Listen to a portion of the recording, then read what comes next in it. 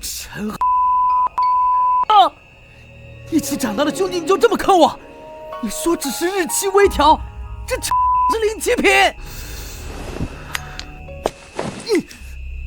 沈星河，这年头哪有兄弟？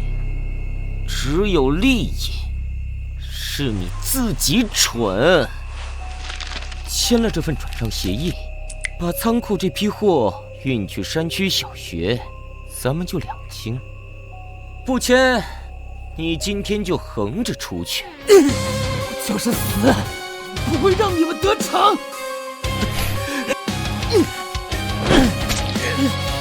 兄弟，谢了，咱们走。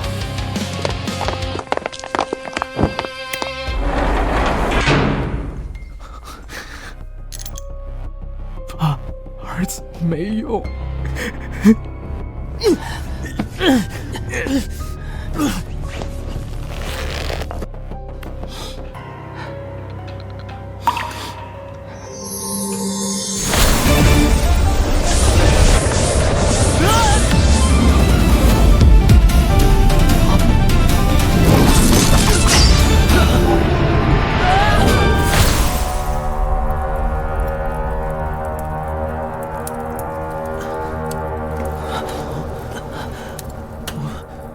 没死，是哪儿啊？我这是穿越了，不是丧尸围城，是古代大军压境。别人穿越都有金手指，可我这除了一仓库快过期的泡面，啥也没有。这是让我换个地方，换个方式，再死一死。将军，断粮2天了，再找不到粮草伤药，兄弟们就撑不住了。将军，兄弟们带着伤还饿着肚子，无力再战。不如趁夜撤军，等粮草齐备再卷土重来。撤！滦州一丢，京师门户洞开，饿死是兵，逃走是狗。传令，搜集营中所有树皮皮革煮了，天亮攻城。不，将军，营南四空地突然出现一银白巨屋，内有奇光。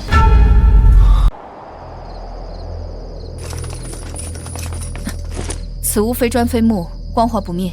小心！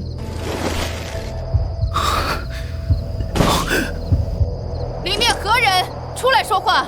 本将保你性命。完了，我这仓库够他们抢几分钟？里面何人？出来说话！本将保你性命。将军，事出反常必有妖，我将请命先放火箭探之。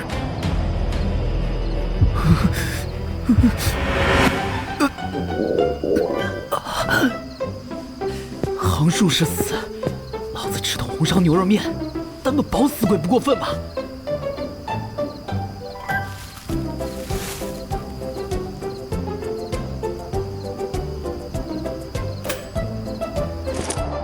将军，内有机关响动。放箭！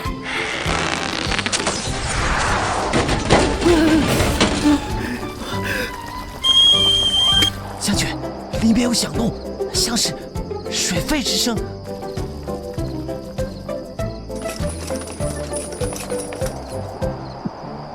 好香，是肉味儿，是肉味儿。哼，小法惑众，带我破门！这豆腐四壁光滑如镜，中央还摆着2座祭坛，祭台上堆满的红咚咚方盒子又是什么？莫非真是仙家豆腐？不，定是妖术幻化。要吃一碗面吗？红烧牛肉味儿的。你是仙是妖？将军，枪很稳，我这天眼看得更清。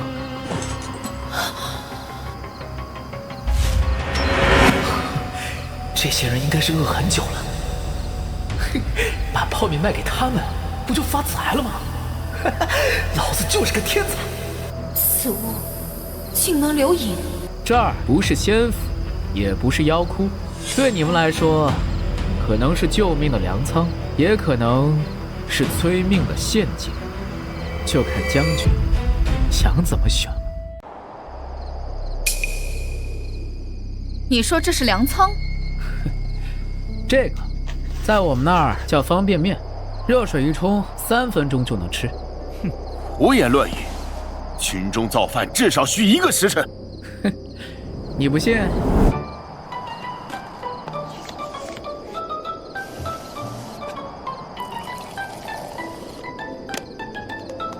你说这是天眼，那你可知我秦良玉生平？可知我军为何断粮？李师客救命啊！答错就完蛋了。哎，有了！石柱宣抚使马夫人，夫死子幼，代领其职，万里秦王，忠义无双。至于断粮、天灾、人祸，还是说营中有老鼠，盗了粮道？黄口小儿，还敢胡言乱语，乱我军心！他今日怎得如此沉不住气？面好了，尝尝看。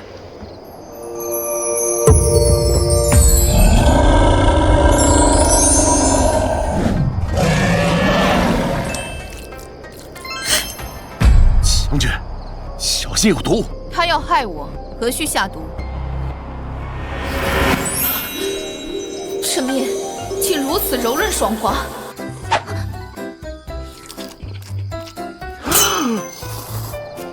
将军，我将从未吃过有如此美味暖身之物，须有此物为军粮。阁下高姓大名？可否将鲜粮售卖于我，解我军断粮之危？我叫沈星河，卖可以，但我这儿有规矩，准备好值钱、稀奇、有年头的物件来换。记住，是换，诚意决定分量。将军，有口袭营！整队！等等，带上，路上吃，能顶一阵。凯旋避谢。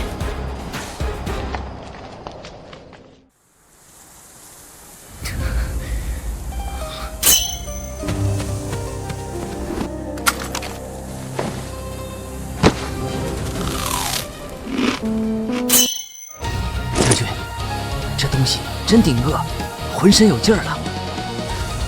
明日取我司库那对家传的羊脂白玉珏，还有那把象七宝的短刃。将军，那是老将军留给您。此物而已，若能换得此等军粮，守住滦州，其价值远超玉石。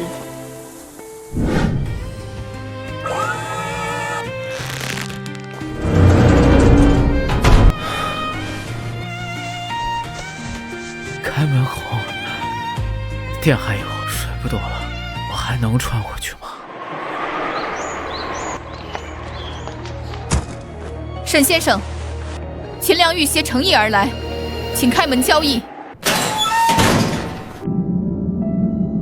进，箱子抬进来，其他人外面等着。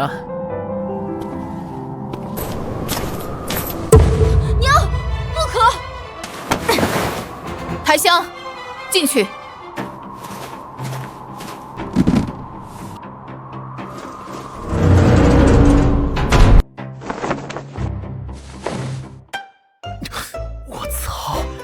闪瞎了，这都是我的了。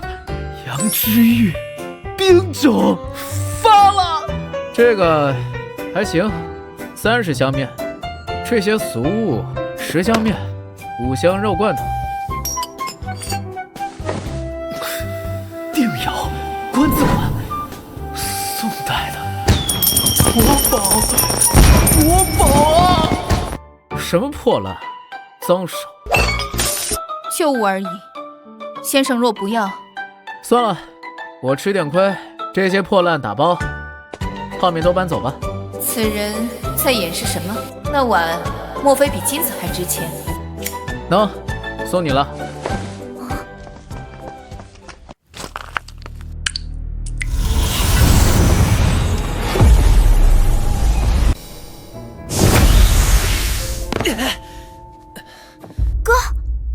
以为你出事了，你去哪儿了？冰冰，明代官窑发财了！哈哈！啊！秘符真迹，哥，你这是去哪儿盗墓了？这个是我传到大明，用泡面和秦良玉将军换的。没发烧啊？你真穿越了？你来回要用血？一点血换这些国宝，血赚。哥，这不对劲，这玉佩在吸你的生气，你是不是觉得特别累？是有点，但它是我翻盘唯一的本钱。我不管，下次不许再去了。这些古董我找导师鉴定，总能卖出去还债。不行，那边几千兄弟等我的贤良救命，东西得尽快出手。哥，尽快出手的话，可以找七爷。李叔，你可是我爸的老朋友，还请您给长长眼。星河，这都是哪里捡的呀？没听说你爸给你们留下什么宝贝啊？您看都没看就下定论，亏得古玩圈的人还尊称您一声七爷。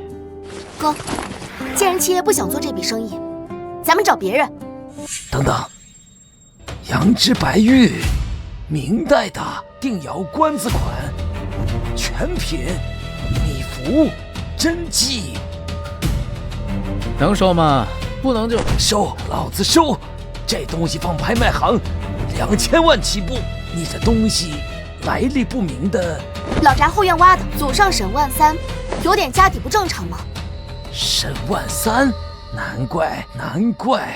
李叔，我即日出手1200万，你看成吗？行，500万先打，剩下分3次。星河呀，你李叔这次确实占便宜了，需要帮忙尽管开口。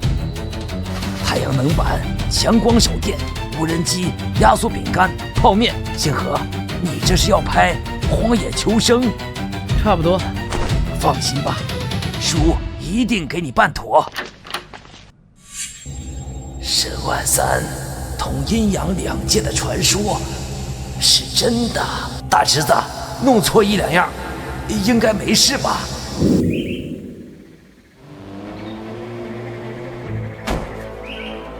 货呢？今天没钱，打断你的腿！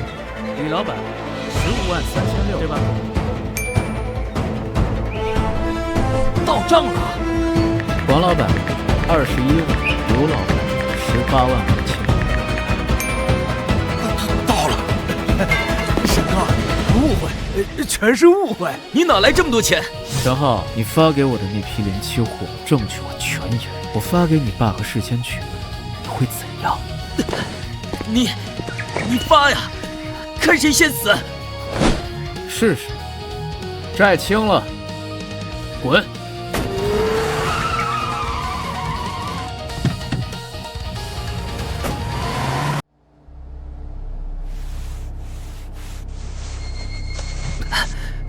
李叔，沈星河的钱是从你账户上划出的。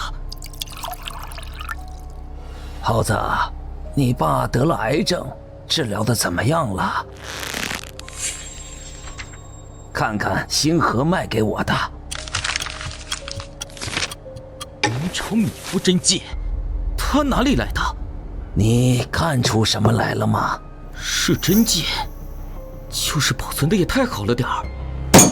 没错，这么长时间流传下来，纸张不可能是这个颜色，更不可能是从地下上来的东西。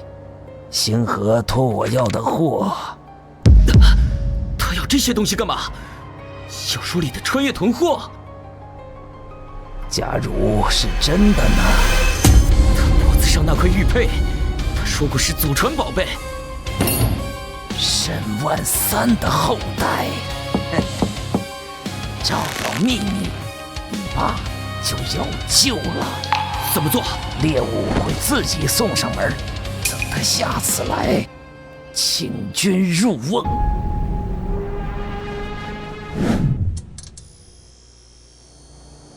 哼，李叔挺靠谱的，货送的很准时嘛。哥，那边正在打仗，你要注意安全。放心吧，你哥在古代可是仙人般的存在。安啦，哥，你门票很贵的。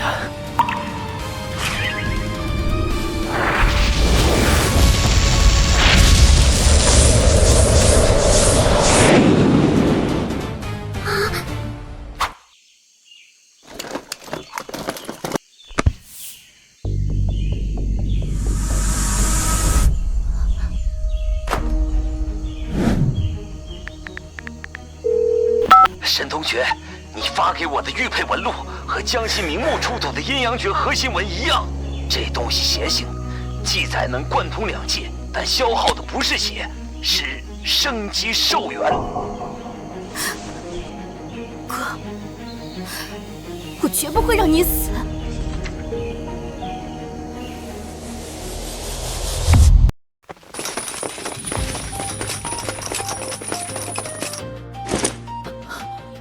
先生，这些自热火锅，加水就能吃。这个遇水能烧1刻钟，扔进敌阴凉草里是好火。妙，先生大恩，不知要换何物？我要古籍、字画、青铜器，越多越好。先生放心，必当厚报。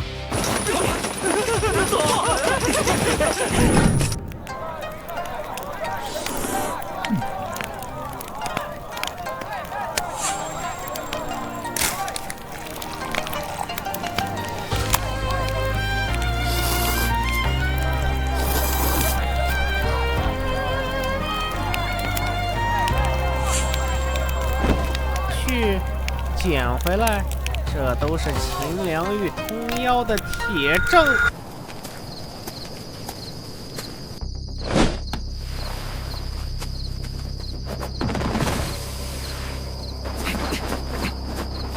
扔进粮草堆就浇水，快！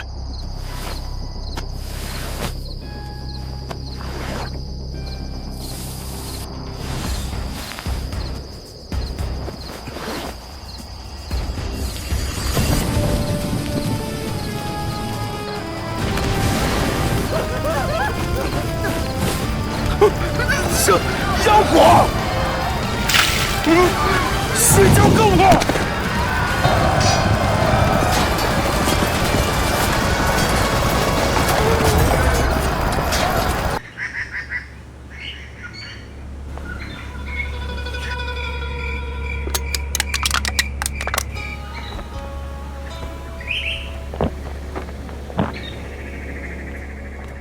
此物滋味清爽解渴，气泡活泼，苦甘平衡。仙界庆功都饮此物。这叫啤酒，在我们那儿，朋友相聚才喝。朋友，良玉敬朋友。月下对互称朋友，铁证齐了。哼，咱家都要看看这妖人有多少宝贝。600里加急送司礼剑。是公公。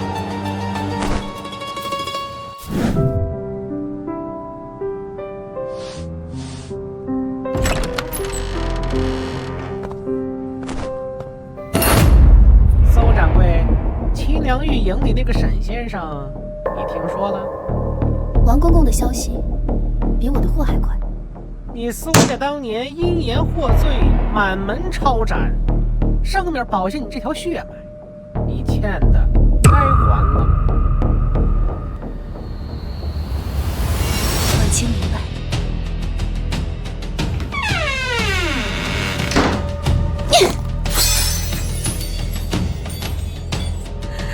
父亲，女儿悠悠做那恶人的刀了吗？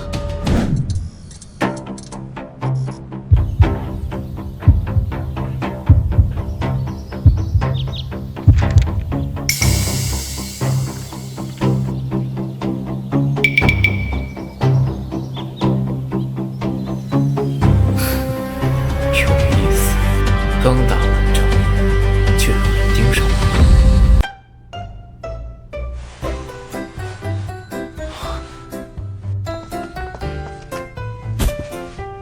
先生，这些是古籍、字画，还有器具，新一批物资可清点妥当。这软绵绵的是何物？好尴尬呀！书发错货了，纱布药品都没有，就给我指了这。此物名叫无尘棉，专用于处理伤口。哦，仅此而已。将军明鉴，就是伤兵之用。我白干兵中本就有女子营，每月那几日确实犯难。对，它能吸那个，方便，干净。一箱换1本古籍，不讲价。先生体恤，梁玉带他们谢过。俺说呢，嘿嘿，先生大才。昨日女兵营试用此物，皆称神物，他们想当面谢先生。不用了，那个我午时还有约。这也算是无心插柳了。回去问一下李叔怎么回事啊？先生跑啥呀？俺还没问这无尘棉能不能给俺娘也弄点呢。仙家子弟也会害羞。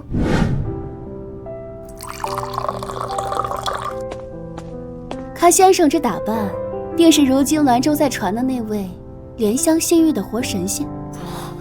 这女人还挺好看的。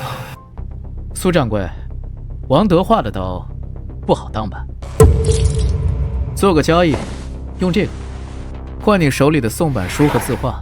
另外，我需要你暂时替我遮掩，必要的时候给王德化递点他想听的消息。先生这橄榄枝有毒，这也可能是解药。那就接着，3日后来取货，我要看到诚意。对了，你父亲最后一句上书是“臣非惧死，惧死而无益于国”。你活着不是为了做刀，是为了让他死得有价值。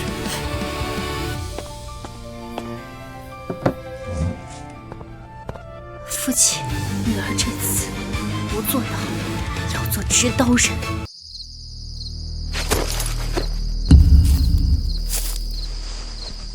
李将军，何时动手？再等等，秦良玉看得紧，那沈星河更是邪门。等你全家老小的人头落地，用上，想想你妻儿。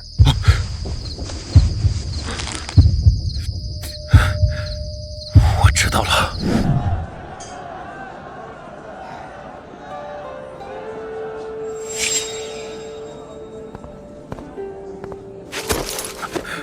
沈先生，这杯必须敬您，没有先粮，我们早垮了。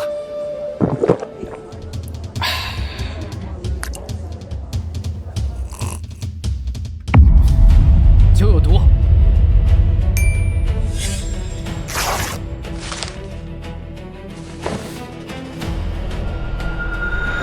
中有诈！将军，李副将写了这个。说。有人用我家小逼我下毒，我不敢呐。这字条是想递给你们，可我怕人看见。我给后继的全是假情报，伏击地点、兵力全是假的。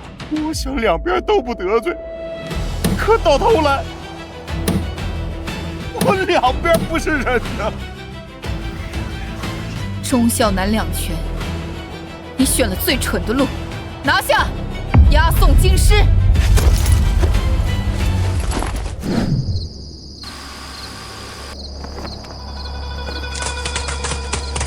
放火箭，投火油。李成栋说了，碉堡怕火，此时最弱，烧了他。怕，此时最弱。李成栋编得挺好啊。开灯，亮瞎他。喜欢玩火。让我看看大场面。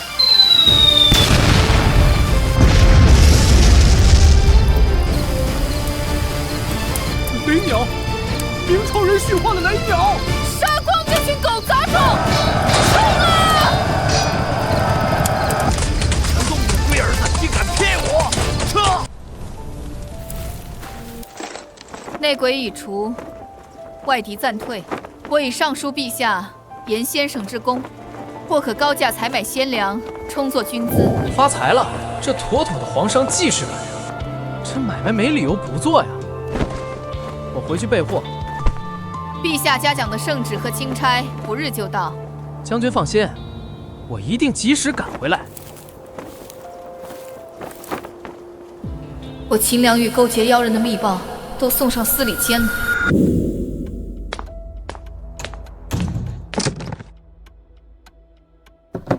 画儿和杯子不急，星河，你脖子上那块玉摘下来给李叔瞧瞧。李叔，这我爹留的念想。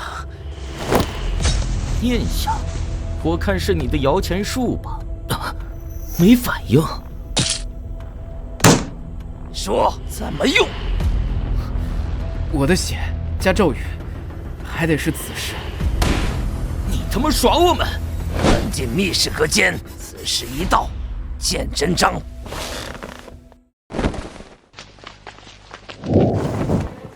擢升秦良玉为都督佥事，赏银1000两，锦缎10匹。亦是沈星河献粮有功，赏银1000两，随钦差入京面圣。钦此。谢主隆恩。沈先生稍后便到。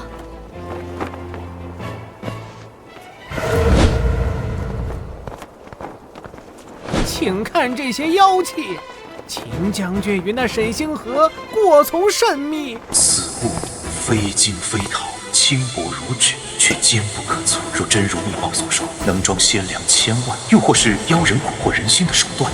这是救命的东西，王建军克扣粮饷时，怎么不想想将士们？沈星河抗旨，秦良玉暂夺兵符，围了那仓库。当年弹劾魏公公的劲头呢？这妖人就是你的罪证。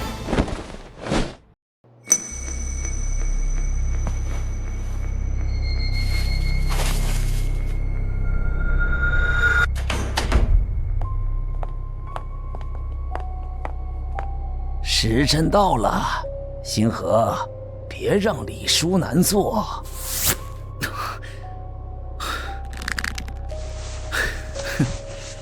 李叔，您知道为什么非要子时吗？为什么？如此阴翳的筹钱计，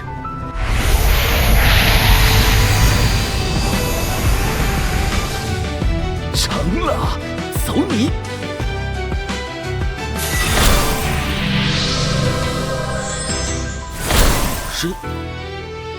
人呢？我们关不住他，立刻查他妹妹，还有那个仓库，他总会回来的。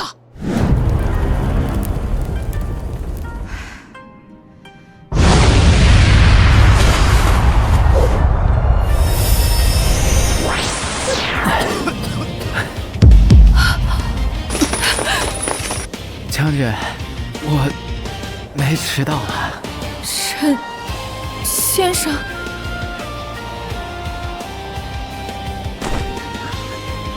兄弟，你这飞鱼服版型挺正啊！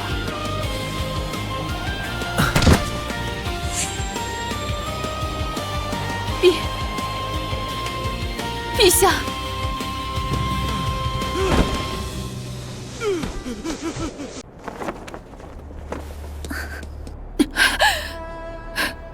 陛下，沈先生若死，天火军粮之命，何人能解？数百万将士的军粮，何解？陛下明鉴，此皆妖气。秦良玉勾结妖人，其心可诛，当力斩此妖人，以正视听。凭空现身，生而异物，却是妖。可秦良玉借此物7日后兰州，或后京，亦是实情。若真是仙人，那么重振我大明的机会就到了。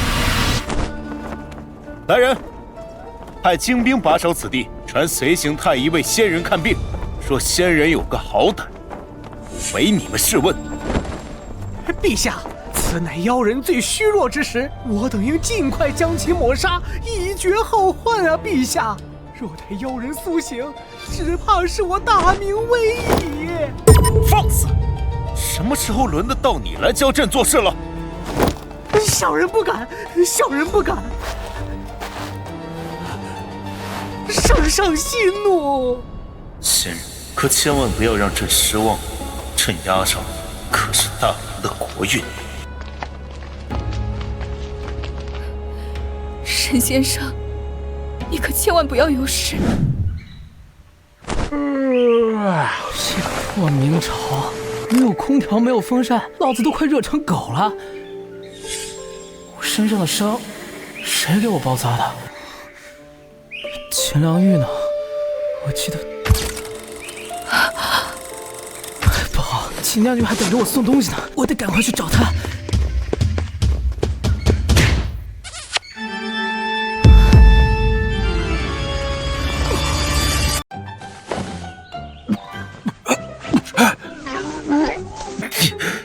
发生什么事了？哎呀，这到底是有事儿还是没事儿啊？给我闭嘴！没事儿，什么事儿都没有。完了，老子还是单身啊！一次女朋友都没谈过，竟然把春给了这个人，真是昨天秦将军身边的亲信。难道说他是来催我交货的？对，一定是这样。等会儿让我见到秦将军，我一定要告状，狠狠地教训他。朕可是一国之君，这件事若是传出去，定让天下耻笑。看来此人定非是仙人，要不怎么会做出此等龌龊之事？朕真是瞎了眼，竟然相信有人能拿出满足100万大军的仙粮。待会我就找秦良玉算账，置他于死地。不，我现在就要他死。这也不是昨天见到的锦衣卫兄弟吗？怎么做事这么莽撞？待会儿我可要在你们将军面前好好教育教育你。你胡说什么？你几次三番做出出格之事，在军中这是死罪，你知不知道？眼前的这位是谁？谁啊？不就是秦良玉秦将军派你们来拿货的小兵吗？再不拿都快过期了。小兵？好啊！我看你是不知天高地厚。你是说，你真的有仙粮？对啊，就在这儿，可多呢。跟我来。哎，真不知道秦将军怎么想的，叫了你们两个骨瘦如柴的废物。你先看看再说，若没有，再杀也不迟。看到了吧？这么多，你们两个根本不够。这些都是……不信，你们自己看了。啊，设计师。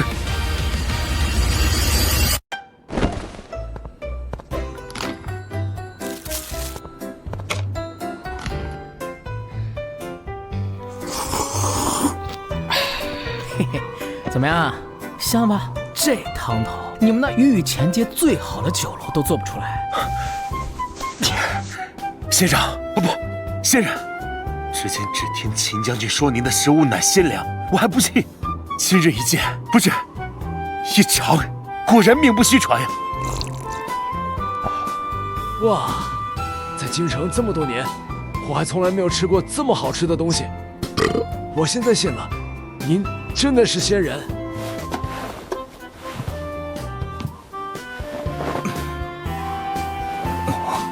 仙人这是……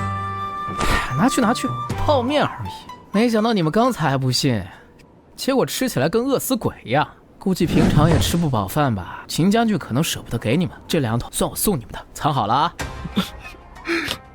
我大明有救了，我大明有救了呀！陛下，你别哭了，你别哭了呀！我知道你等这一天等了太久了。等会儿，你刚才喊他什么？你刚才叫他什么？你再说一遍。我刚才明明听到你喊他陛下。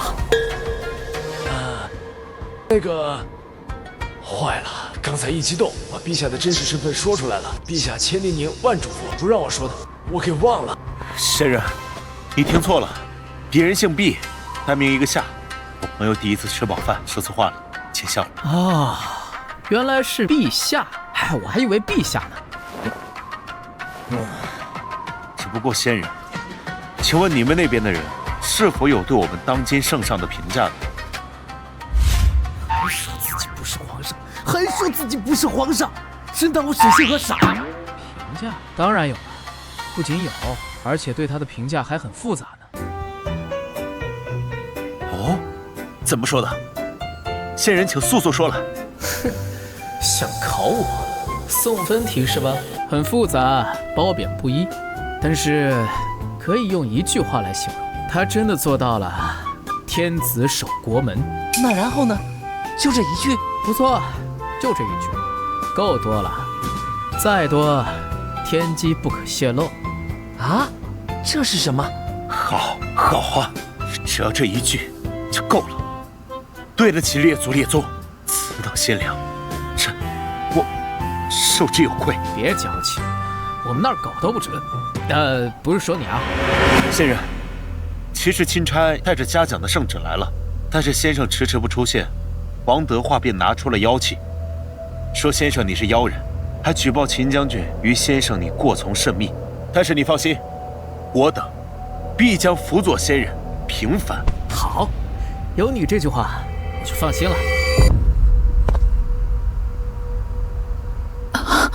哎，秦将军，你可来了！你呀，怎么派了这么两个笨手笨脚的废物来？你看，这么多货，他们俩哪搬得动啊？沈兄，你看要不要把你刚才说的话收回去呢？对，沈仙人教育的是。我没听错吧？陛下在跟沈兄说什么？对嘛，这才像样子。秦将军，我跟你说，刚才这位兄弟可说了，那个王德化不是个东西，竟然冤枉我是妖人，更冤枉你通妖。还好有这位兄弟帮忙，他说到时候会在钦差面前帮咱们美言几句，这下就不会再有人为难我们了。没想到我沈星河还有一天可以绣皇帝，爽！我倒要看看这崇祯能装到什么时候。啊，真的吗？当然了。哎，这位兄弟，怎么称呼你啊？先生可称我阿姐。哎，阿姐，将军，今后咱们就是朋友了，来，干杯！干！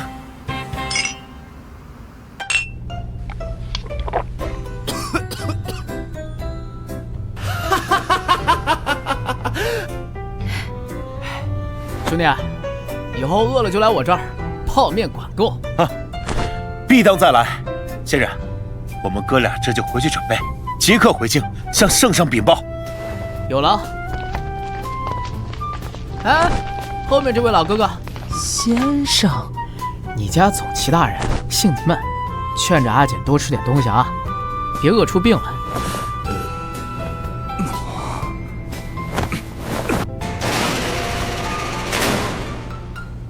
将军，这主仆俩怪有意思的。先生，圣旨上说你献粮有功，赏银1000两，随钦差入京面圣。不过他刚才飞鸽传书，要求你拿出10倍鲜粮交换，你怎么看？赏银1000两，发财了！面圣还跟我装？好啊，那我就去京城会会他。去，当然去，不仅要去，要带着我满满的诚意再去。这就要走了，怎么还漏了一个望远镜？要是秦将军用这个，千里之外站在这儿，能看清楚城门口兵丁换岗。等等，墙头好像有东西，别是王德化那老小子派来杀我的吧？不讲武德，明的不行来暗的，打死你个龟孙！别打了！哎，这个声音怎么有点耳熟啊？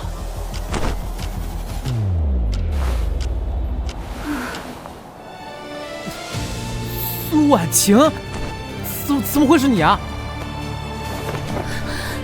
大人，对不起，那王德华实在是逼得奴家没有办法，他自知这次得罪了你，皇上日后必然怪罪于他。为了保命，他命我不惜一切代价索您性命。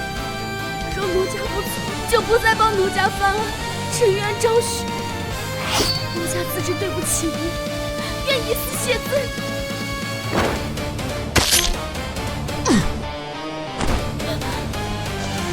大人，婉晴，都怪我没有早点发现你的难处，都怪我。不，都怪我，都怪我，我不该听信小人之言的，我错了。我苏家本就是罪臣之身，属下又拖累了您，更是罪上加罪，都怪我。不，你不必自责，只是在临死之前，我还有一个愿望，不知道你能不能满足我。你说，我一定尽力而为。那就是我这一生还没娶过老婆，我现在死前，还好老子精明，知道会有危险，提前在身上放了钢板，还在嘴里含了道具血浆，这波简直血赚。看来沈星河确实死了。走，速速回去向王大人禀报。混蛋，沈星河，你到底要装到什么时候？说，这是不是你又从哪儿搞来的神仙道具？你是不是故意拿这个骗我？就是想对我？啊，我可没有，刀子又不是我捅的。如果你不捅我刀子，我能这么做吗？还不是怪你自己。你的意思是你轻薄了我，反而还要怪我自己？不然呢？哎，如果我真死了，你是不是真的那么伤心啊？哼，我跟你熟吗？我们才见过一次，你就如此轻薄，下贱！这王德化敢在皇帝眼皮子底下杀人，看来他背后的势力也坐不住了。有点意思，等我回来，看我怎么收拾你们。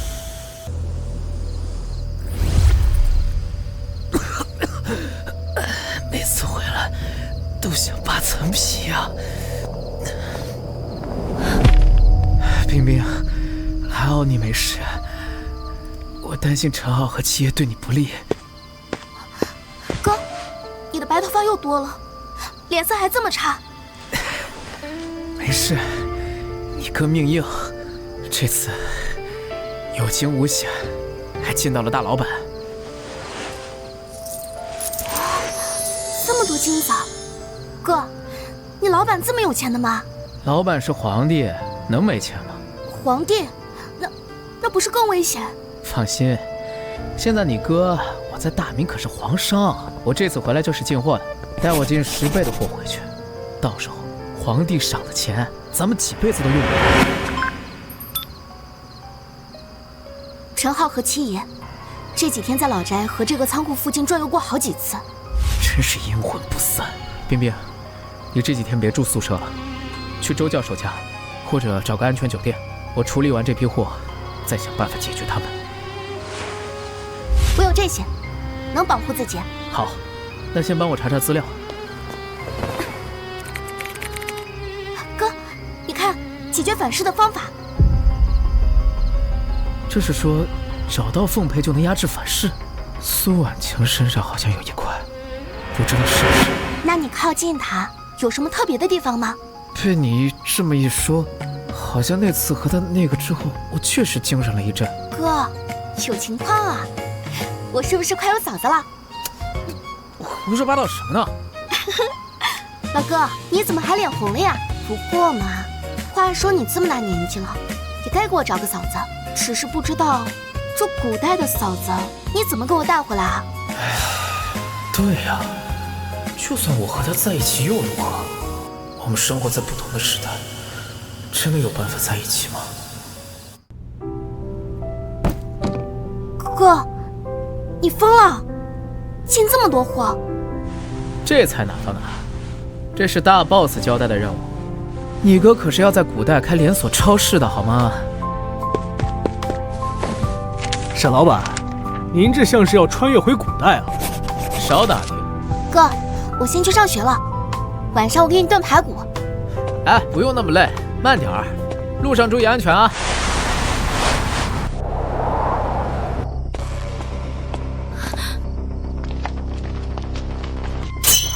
你们想干什么？放心吧，小妹妹，我们不会为难你的。你们要钱是不是？我哥现在有钱了，他可以还你们的钱了，就算是高利贷，几10倍都还得起。沈冰，我知道你哥有钱，我也不要他的钱，我只要他的一样东西，只要他给我们曾经的所有恩怨都可以一笔勾销。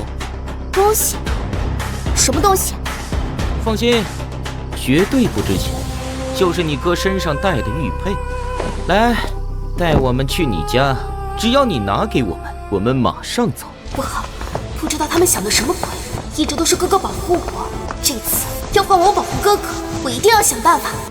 嗨，不就是玉佩吗？那玩意儿不值钱，走，跟我回家，我拿给你们。哦，没想到你比你哥慷慨那么多。好，果然是女中豪杰。那我们这就走吧。七爷，这小妞儿该不会耍诈吧？她一个小娘们能怎么样？放心好了，大不了。七爷，陈浩，他们怎么会在这儿？不好，妹妹有危险！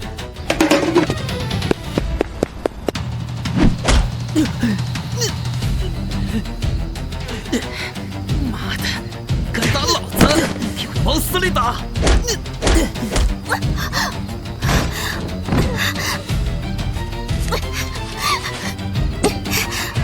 放开我哥！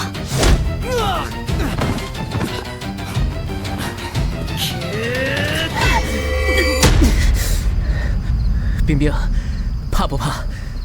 不怕，跟哥在一起，什么都不怕。两个不知死活的东西，给我上！今晚必须拿到玉佩。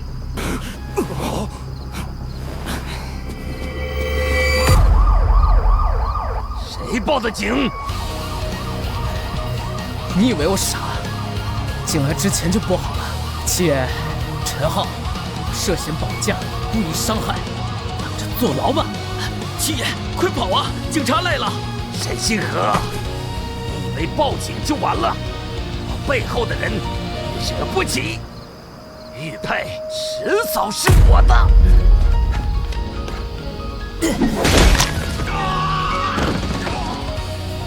不许动，都蹲下！冰冰，没事了。哥，你的伤？皮外伤，不碍事。是你们报的警，怎么回事？这些人入室抢钱，绑架我妹妹。那个跑掉的叫七爷，是主谋。玉佩是暴露了，以后麻烦更大。哥，七爷背后到底是什么人？他怎么知道玉佩的事？不知道，但肯定不是普通人。那怎么办？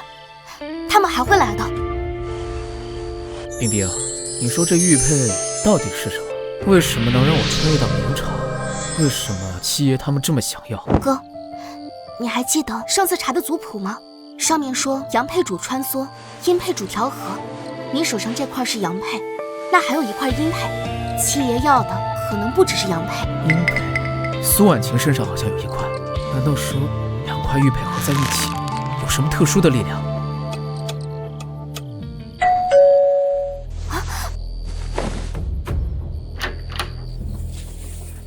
周教授，你怎么来了？沈冰啊，我看到新闻说你这里出事了，就赶过来了。你没事吧？周教授，我没事。你怎么来了？上次你问我关于你们沈家玉佩的更多资料，据我发现，这块阳佩不只是能穿越时空，它和另一块阴佩合在一起，据说能打开某个地方，里面藏着明朝皇室的财宝，而且自古以来就有很多人在找这2块玉佩。打开什么地方？资料上没有说，但有一点可以确定，如果有人拿到2块玉佩，可能会引发大祸。星河，你一定要保管好你的玉佩，千万不能落到坏人手里。周教授，那殷沛呢？您知道在哪里吗？根据族谱记载，殷沛最后一次出现是在明朝末年，持有者是一个姓苏的官员。后来那个官员获罪，家道中落，殷沛就下落不明了。姓苏获罪，苏婉晴，他说过他家是罪臣之后，看来这块玉佩真的和他有关系。不行，我必须马上回去，或许苏婉晴那边也会有危险。哥，你怎么了？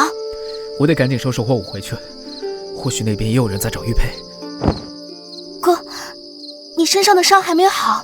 没事，那边的事也不能拖。崇祯要10倍的货，我得赶紧送回去。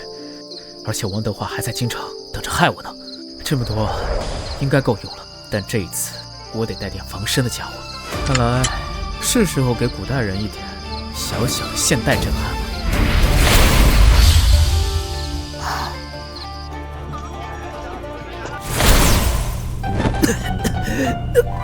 这次东西太多，差点要了老命了。沈先生，你回来了，这些事……将军，答应陛下的事，我沈星河说到做到，10倍的物资全在这里了。先生大义，我替天下灾民谢谢先生。可是真没想到，我以为先生已经……灾民？什么灾民？你怎么了？感觉哭过一样。我以为先生已经死了。什么？谁咒我死了？哎，先生有所不知，自从上次陛下宣召您进京之后，就向文武百官宣布，他找到了可以赈济灾民的鲜粮，这很快引起了各路大臣的注意。他们扬言陛下已经疯了，显然相信妖人。哼，怎么又是这一招？等着被我打脸吧。这次不一样，王德华说您被敌军刺客暗算，还拿出您那天穿的衣服碎片，上面有大片血迹。况且后面找不到你人，我们不得不信啊。岂有此理！王德华这个老东西，我还没找他算账，他倒是先下手为强了。造谣说我死了，这是要逼死皇上啊！先生息怒，现在情况比你想的更糟。王德华联合了东林党的钱谦益、温体仁等人，说陛下被妖人蛊惑，已经疯了。他们还放出消息，说陛下根本拿不出什么鲜粮，全是编造出来的谎言。如今京城里人心惶惶，不少大臣已经在暗中商议另立新君了。另立新君？他们想换谁？目前还不知道，不过我估计他们也没有这个胆子，主要是想利用这次机会彻底控制陛下，好让他们掌控朝政。东林党，哼，嘴上说着为民请命，背地里比谁都贪。将军，皇上现在在哪儿？陛下在宫里，已经被那些大臣围攻了3天了。好在王承恩偷偷传出消息，说陛下急得头发都白了不少。他每日在乾清宫等着先生的消息，可左等右等，先生都不来，甚至把先生说成祸国殃民的贼人。他们自己贪赃枉法，克扣赈灾银子，倒打一耙的本事倒是不小。将军，我带来这些物资，多久能送到京城？从这儿到京城，最快也要3天3夜。明日就是陛下承诺的最后期限了，来不及啊！将军，你帮我准备一辆最快的马车，我先带一小部分物资进宫，剩下的你随后押运。只要能证明我还活着，证明鲜粮是真的，那些大臣就没话可说。先生一个人去太危险了，王德华的人肯定在路上盯着，万一再派人暗杀。怕什么？我有这个，虽然打不死人，吓唬人还是够用的。再说了，我沈星河命硬，死不了。将军放心，我这次一定要让那些狗官看看，谁才是真正的妖人。我派20个亲兵护送先生，先生千万小心。到了京城，不要单独行动，先去找王承恩。事不宜迟，我们现在就出发。将军，物资就拜托你了。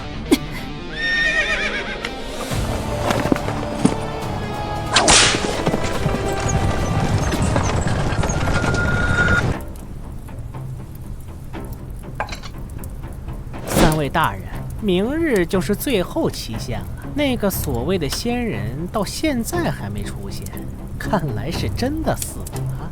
明日早朝，咱们就按计划行事。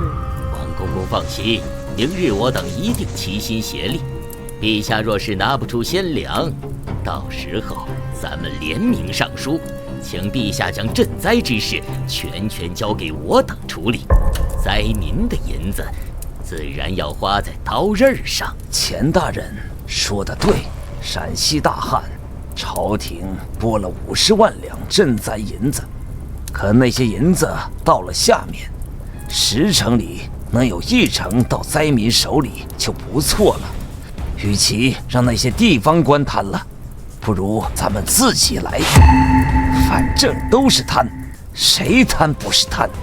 话虽如此，陛下那边，万一他真的请来了仙人，咱们岂不是弄巧成拙？周大人多虑了，那沈星河我已经派人查过了，就是个江湖骗子。他那些所谓仙粮，不过是些寻常吃食，根本不值一提。再说了，我手下的人亲眼看到他死了，就算他没死，明日早朝他敢来，里里外外都是咱们的人。他要是敢来，我让他有来无回。那就这么定了，明日早朝咱们一起发难。陛下若是不从，就说他被妖人蛊惑，已经不配坐那个位子了。福王那边我已经递了话，只要陛下松口，福王随时可以进京。3位大人，此事若成，日后朝堂上咱们就是一条船上的人了，有福同享，有难同当。有福同享，有难同当。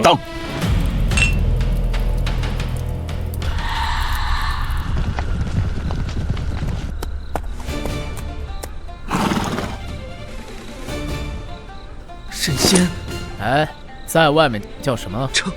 称职务，皇上沈先生。沈先生，我们这么早到了，难道不直接去见陛下吗？不行，去之前我有个人要接见。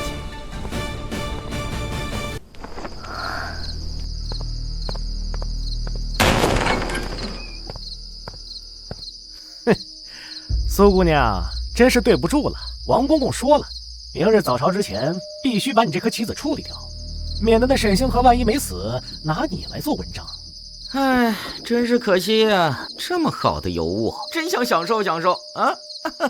你们要杀我，可是王德华答应过我，只要我帮他做事，就帮我父亲翻案。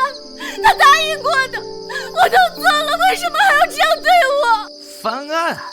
你是真傻还是假傻？哎呀，实话告诉你吧，你父亲那案子就是王公公一手办的，他怎么可能给你翻案？你也太天真了，苏姑娘，怪只怪你命不好，投错了胎。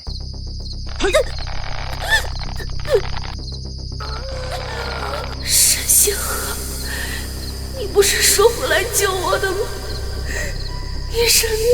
沈星河，你个骗子！沈星河，到死了你还想着那个骗子？他早就死了，你就死了这条心吧。谁说老子死了？老子活得好好的。沈先生，救我！对不起，婉清，我来晚了。你说什么？他是沈星河？怎么可能？沈星河不是死了吗？他怎么可能会在这里？不，这个一定是冒牌货！好小子，敢骗我！呸！吃我一发！这是什么妖法？竟能从双手喷射出一道水龙？这个呀，叫玩具水枪，给小孩玩的，但是对付你们，绰绰有余。怎么，你也想尝尝？仙人，果真是仙人！我们错了，我们有眼不识泰山，我们错了，求仙人饶我们一命吧！还不快滚！滚！我们现在就滚！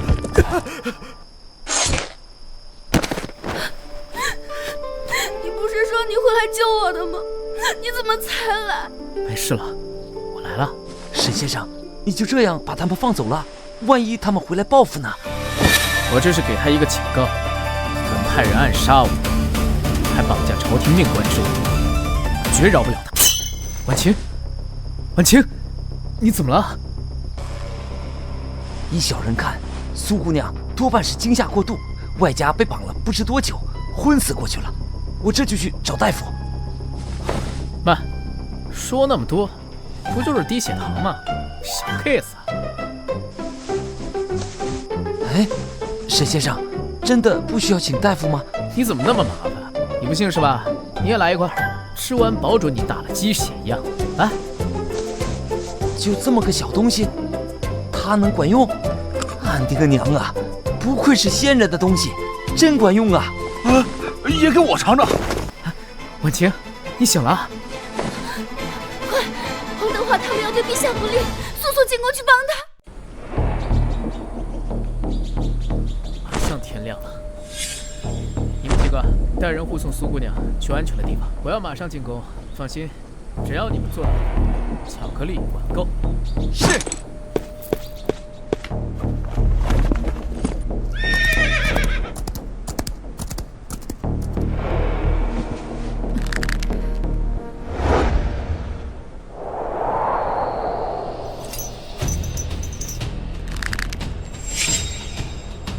陛下，早朝时辰已到，您说的那位仙人怎么还不来呀？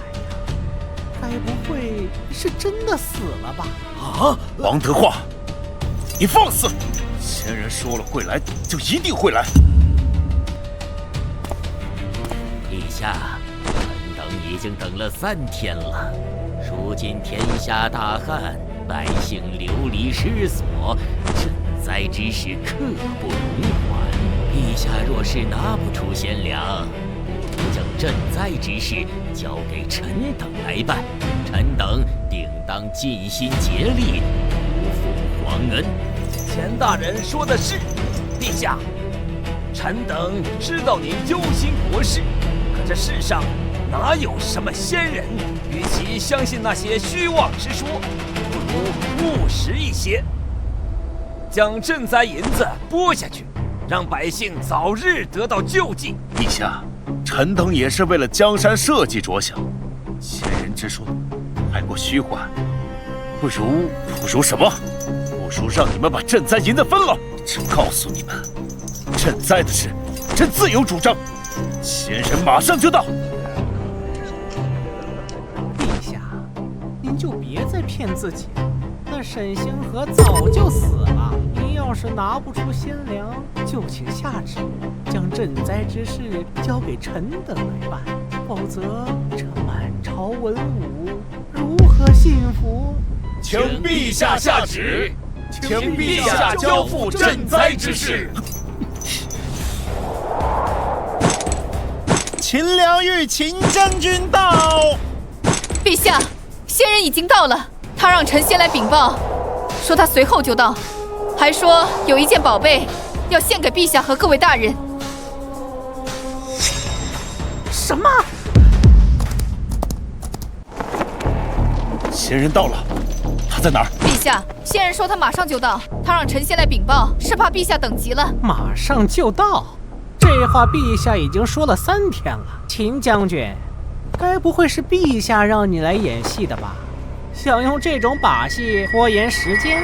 秦将军，老夫知道你忠心耿耿，可这世上哪有什么仙人？陛下被妖人所惑，你身为臣子，不但不劝谏，反而助纣为虐，该当何罪？陛下，您就别再演戏了。那沈星河若真是仙人，怎么会这么久还不来？分明是陛下编出来的谎话，还请陛下下旨，将赈灾之事交给臣等。各位大人，臣可以对天发誓，仙人真的到了，他就在宫外，马上就来。对天发誓，到了，在哪儿？让他出来呀！秦良玉，你该不会说仙人会从天上掉下来吧？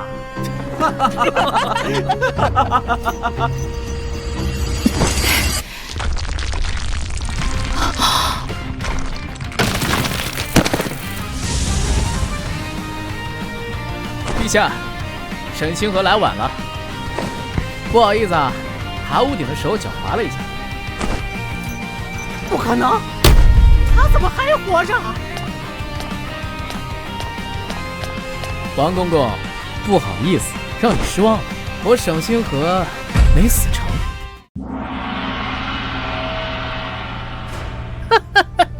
陛下，这就是您说的仙人吗？我看呐，这分明是从屋顶上掉下来的偷瓦贼吧？皇上您看，此人连站都站不稳，还敢妄称救大明？怕是在上面躲了一夜，饿昏了才掉下来的。沈星河，你为何从朕的殿顶坠落？哎，你不是那个谁来着吗？原来你真是皇上啊！胡闹！你一介刁民，怎么跟陛下说话的？哎呀，现在不是说这个的时候。你快说，你是怎么从上面掉下来的？朕让你准备的物资都带来了吗？当然带来了，但是为了赶上今天能到京城，没能都带来，只带了一部分。秦将军。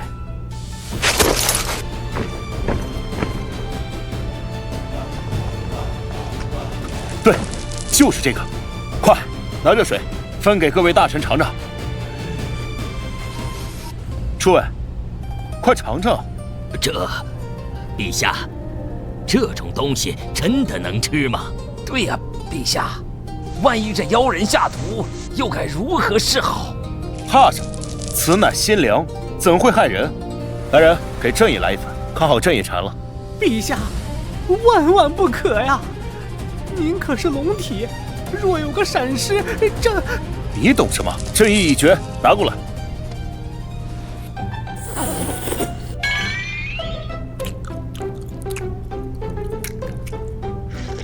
好吃，果然好吃，还是之前那个味道，爽！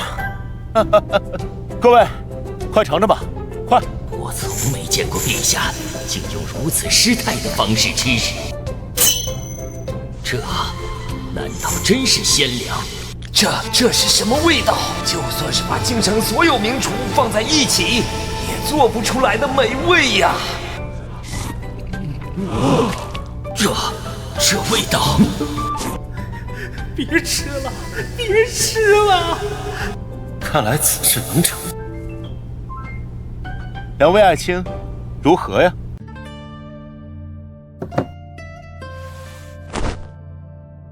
陛下，此仙粮果然不负仙粮之名。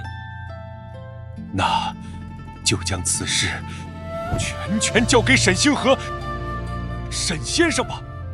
陛下，但是就凭这些也想赈灾？温体仁，你这是何意啊？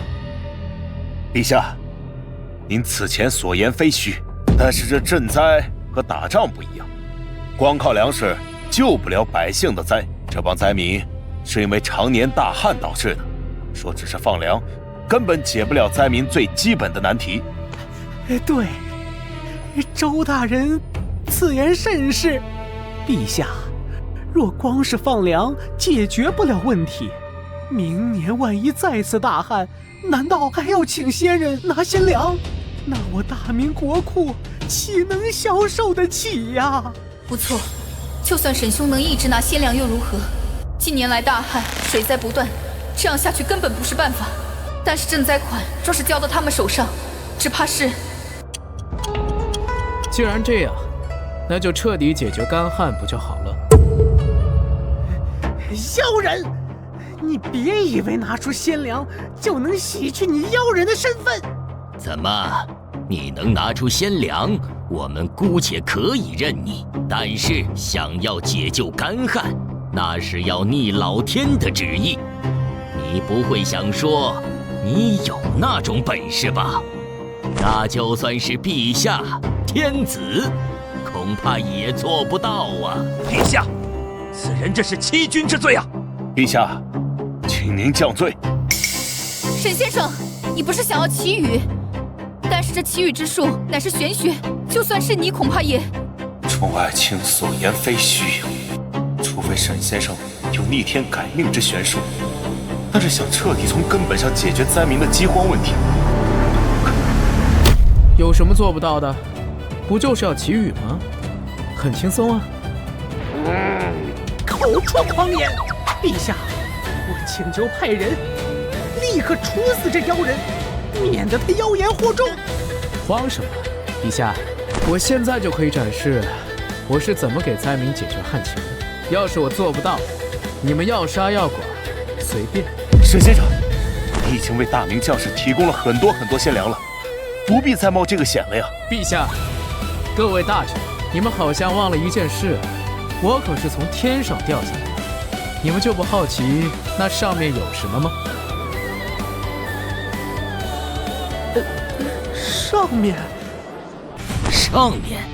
上面有什么？你这妖人，毁坏大殿的事还没跟你算呢，你倒是先提起来了。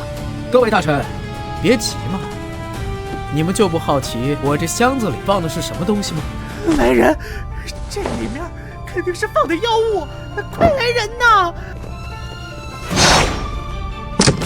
沈先生，这个是……陛下别慌，这个呢是增雨弹的发射器，我待会儿会按它发射，用这个就可以下雨。怎么样，很神奇吧？增雨弹，听名字是可以增加降雨，没想到仙界竟然有这等神兵利器。这个东西你说能增雨，骗谁呢？来人，动手拿下，免得他在朝堂之上继续妖言惑众了。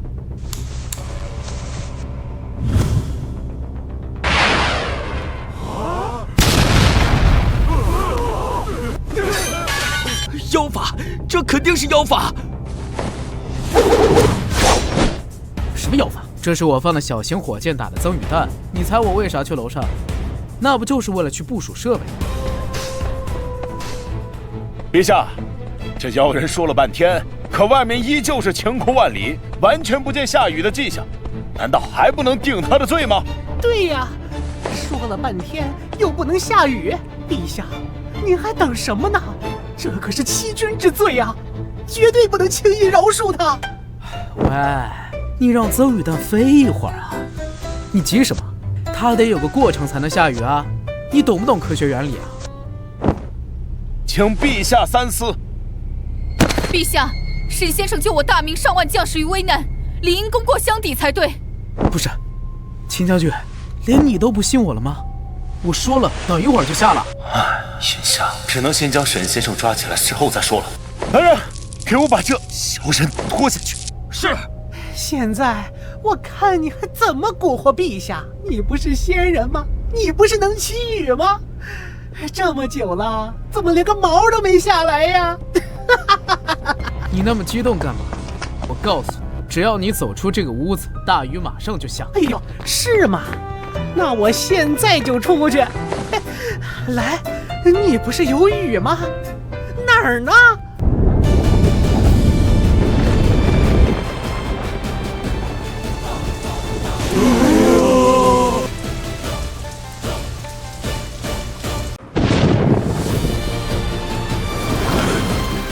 陛下，快看，下雨了，好大的雨！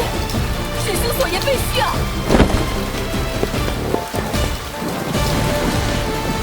就知道沈仙人对得起他的名号，对得起他说的话。诸位爱卿，现在还有何要说呀？说话！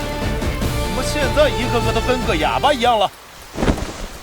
难道说这沈星河真的不是妖人，是仙？那可不能得罪他呀！不可能，这怎么可能？一定是巧合。此乃仙功，仙功啊！哎，王公公，你这淋成这样，再进这大殿，是想毁了这里吗？给我滚出去！你不是喜欢去淋雨？去啊！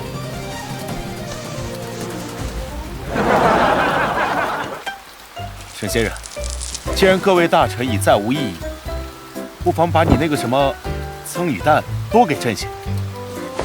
陛下，这次我来带了许多增雨弹，我已交给秦将军的手下学习如何发射它。相信只要把他们派往灾区，再带上我的方便面、火腿肠、自热小火锅，这次灾情不会超过半个月即可过去。好，好，就按你说的办。既然无事了，那大家退朝吧。陛下，这外面有它，这是我贴心为您准备的专属之作，上面我特意打印上了龙纹。好，不愧是仙人，想的就是周全。这伞可比我那个结实。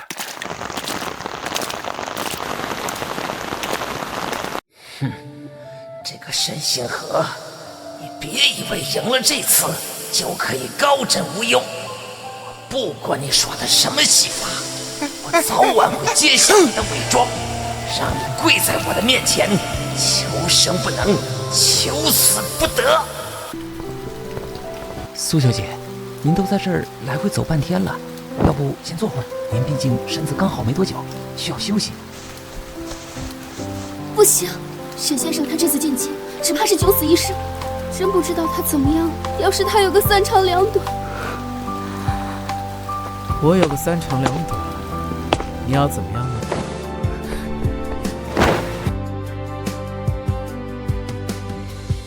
你个没良心的，还知道回来？他们没有为难你吧？当然没有，就凭那几个老贼也配跟我斗？不过嘛，倒是没想到你这么在意我。你，秦将军，秦将军，你怎么来了？沈兄，他教你的美事了？没有。你胡说什么呢？这时候来找我，肯定有什么事吧？这是陛下答应给你的酬劳。我去，这么多，发了呀！哎呀，这么多怎么好意思呀？不过既然是陛下的心意嘛，那我就不客气了。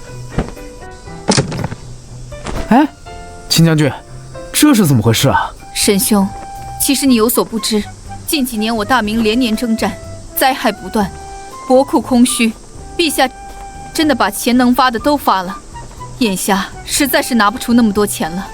什么？没钱？沈兄，息怒，陛下也是真的没办法。哎呀，我不是在意那个钱，陛下不早说，把同样的钱换成同样的锅碗瓢盆瓷器也行啊。古董多值钱呀！沈仙人，你是说可以用那些东西换？陛下，还好刚才没有爆粗口，这个不给钱白嫖的家伙。不过大明的财政收入的确不太理想，也是为难他了。沈仙人，您的大恩，朕无以为报。不过你的顾虑，朕早就考虑到了。朕特意在郊外放了一库房的瓷器，这些东西在宫里根本不值钱，希望能抵消您的费用。当然可以，不过陛下既然亲自出马，应该不光是为了此事吧？不愧是仙人，什么事都瞒不过你。当然了，此次前来还有一事，我希望您作为我们大明的皇商，可以拉动我们大明的经济，发展商业。当然，我会特批金字招牌，您意下如何？做生意，那还不简单？我随便卖点鲜粮就可以赚得盆满钵满。不，沈星河，我有一个要求，事成之后，我可以满足你的任何请求。要求？我希望你做的是茶商。茶？我知道这茶商和东林党勾结严重，他们把持着大量国家税收，但是现在国库仅剩3万两白银，很快就连大臣的俸禄都发不起了。这真的很需要你的帮助。你放心，只要事成，你赚的钱1半归你，1半归朝廷，外加满足你的任何一个请求。臣愿意，但臣有一个条件。说。臣做生意不能受官场规矩约束，价格、渠道、用人，臣说了算，任何人不得干涉。户部的那些大人，臣信不过。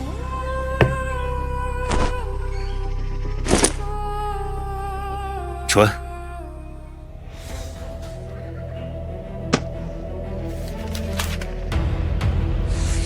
谢皇上。沈星河，你需要多少本钱？1万两，装修店面、雇人、进货都得花钱。1万两，朕的国库一共才3万两，你开口就要1万两。皇上，这1万两不是花掉的，是投下去的。3个月后，臣连本带利还回来。取1万两银子来。但是仙人，朕这次可是把国家的国库都拿出来给你用了，这可是大明的未来。沈兄，你有把握吗？将军，陛下，放心，做生意比打仗简单多了。好，有你这句话，朕就放心了。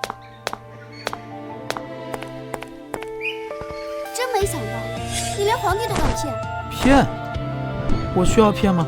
你不知道，你茶叶生意已经被各大盐商垄断了，其中以赵德茂的茶行最为出名，而他背后还有其他大臣暗中帮忙。这可不是你拿出什么宝贝就可以逆天改命的。你需要种植、收茶、卖茶、制茶，这些你都没有啊。要这些东西干嘛？我的茶不需要这些，就可以打败他们所有人。不需要？那你卖的什么茶？你呀，就等着看吧。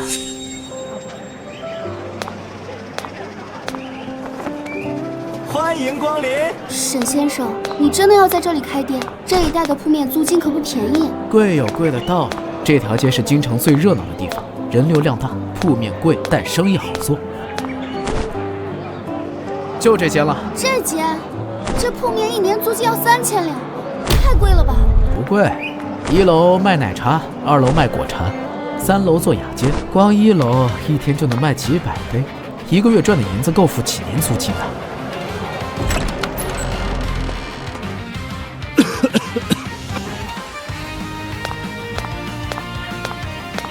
婉晴，去把房东找来，今天就把租约签了。京城我沈星河来了，那些达官贵人的银子等着进我的口袋了。我要给你们一点小小的现代人震撼。切，有什么大惊小怪的？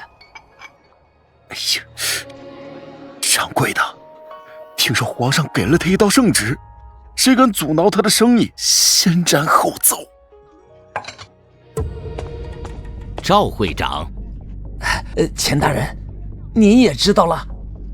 满京城都知道了。一个卖粮食的骗子，现在竟然插足茶叶生意，还敢在京城最繁华的地方开铺子，真是不知天高地厚。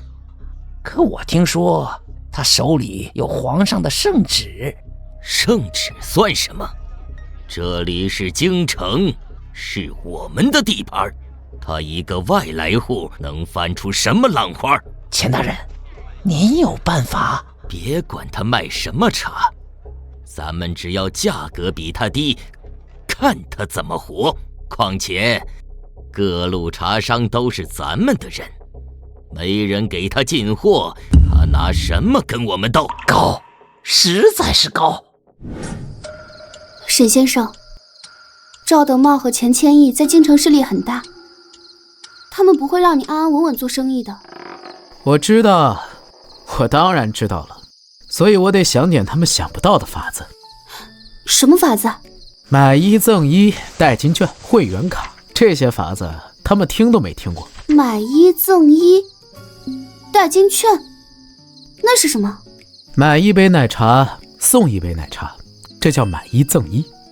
代金券就是一张纸，上面写着抵扣几文钱，下次来买东西的时候可以当银子用。会员卡就更厉害了，攒够10杯送1杯。这不是亏本吗？其实卖出去2杯的成本比1杯高不了多少。代金券能够让人再来第2次，会员卡能够让客人一直来。这些法子在仙界叫营销。你这些法子，赵德茂肯定想不出来，所以我才不怕他捣乱啊。他无非就是搞降价，但他能降多少，我都有办法应对。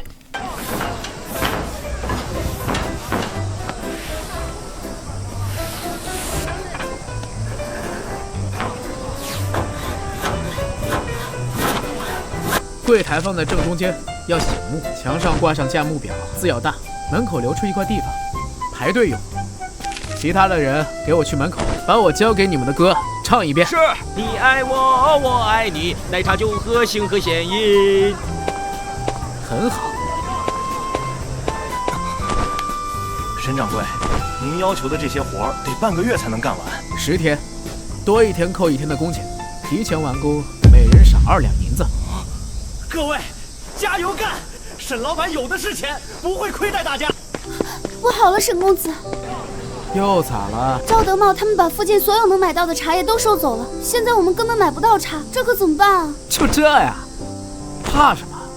他卖的是茶，我卖的是奶茶，不是一样的东西。奶茶？那是什么？怎么从来没有听说过？难道说又是你从你那个什么仓库里拿的？那真的能比得过他们百年茶行？我不信。当然了，你不信啊？来，尝尝，加了珍珠的了，全糖，让你喝一次终身难忘。这就是你说的奶茶，真的会好喝吗？但是闻着味儿真的很香，是我从来都没有闻过的味道，好特别啊！别光说，尝尝，只要你尝一下，就知道我为什么说他们赢不过我了。看你吹得那么牛，我才不信呢！啊！这是什么味道？太好喝了！怎么样？我没骗你吧？这一次我只带了一点，本来是考虑送给灾区的难民的，但是下过雨之后这些就剩下了，不如拿出来卖。我准备到时候开一个连锁店。连锁店？那又是什么？不过我现在还真有点信，如果是这个奶茶的话，或许真的能跟他们百年老茶行较量较量。那当然，我这些奶茶不需要种植，就算他收购了那些又如何？传我命令，加快施工，提前开业，所有人再赏50文。是。钱大人，沈星河的铺子快装修好了，听说他要正常开业了，咱们买的那些原料全都白瞎了。什么？我不是让你把附近所有的茶商的原料都买光了吗？买光了他怎么开业啊？我听人说啊，是沈星河从县界带来的，京城独一份儿。哼，什么仙界带来的？不过是糊弄人的把戏。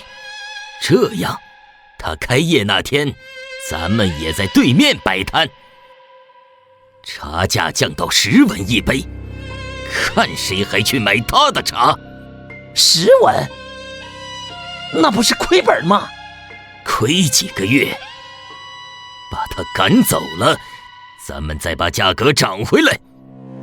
而且我听说，他这一次虽然得了陛下的授意，但如果3个月不能赚到翻本的利润，他就是欺君之罪，要杀头的。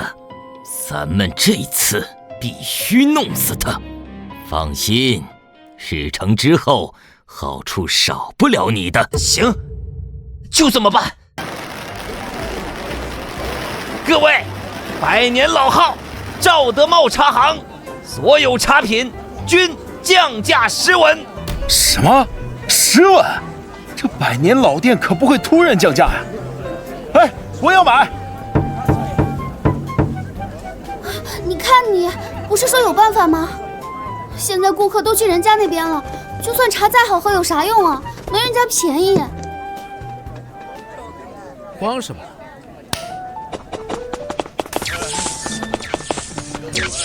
各位父老乡亲，清河鲜饮今日开业，头3天买1赠1。买1赠1，这可比降价还狠。买1赠1，当真？当真。您买1杯，我送你1杯。送的那杯您可以现在喝，也可以下次来喝。我现在就要1杯。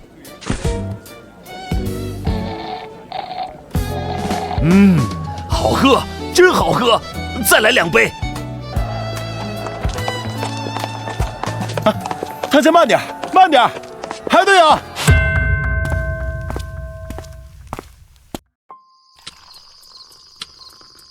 钱大人，沈星河搞什么买1赠1，买1杯送1杯，算下来1杯才25文，咱们的茶都没人买。他那个奶茶到底有什么好喝的？大人，这是那妖人卖的什么珍珠奶茶，您请。这里面也没有茶叶呀，真的能好喝？好喝，实在是太美味了，我从没有喝过这等仙饮。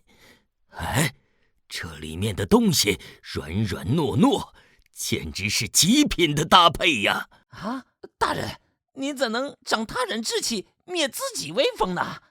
味道上比不过，我们可以用别的招啊。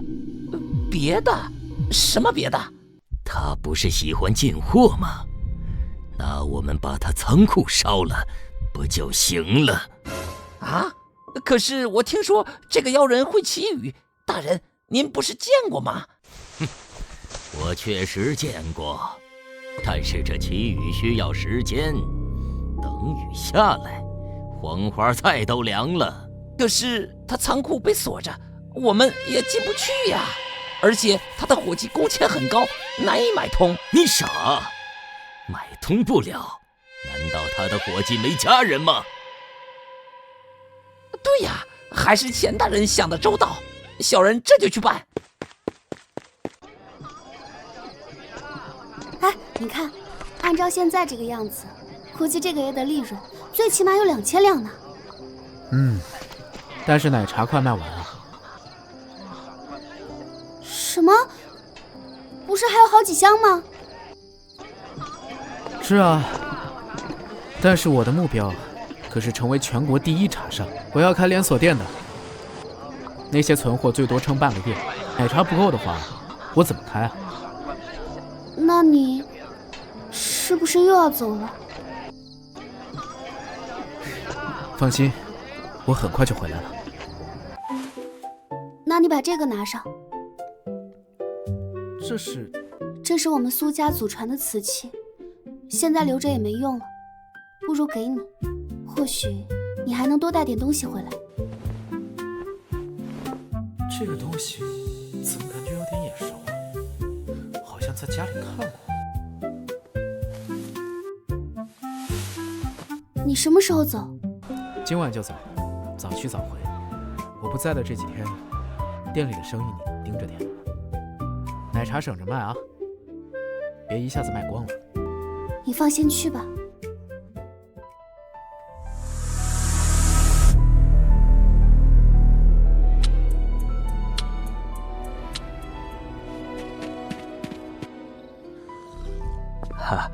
钱大人，您找我？老刘，听说沈星河走了？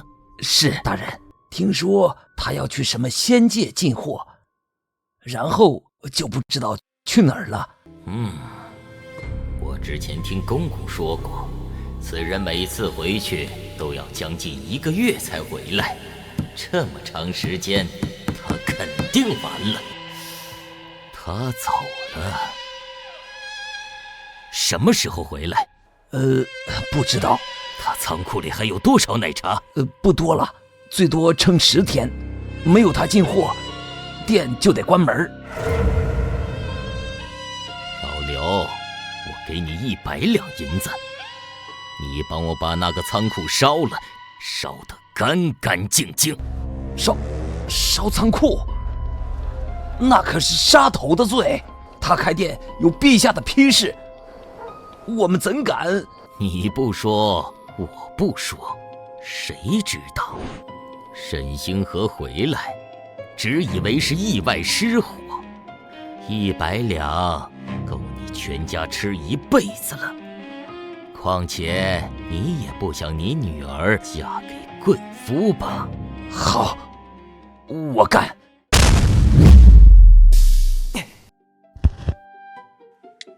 喂，周教授，我回来了，带了点好东西，您帮我找个靠谱的古董商。好东西啊，明万历年的官窑，品相完美，我出300万。1000万，成交就卖，不成交我找别家。好，转账还是现金？这来钱也太快了。沈星河，七爷让我们等你很久。七爷，怎么又是你呀？跟我过不去了是吧？这笔账得算。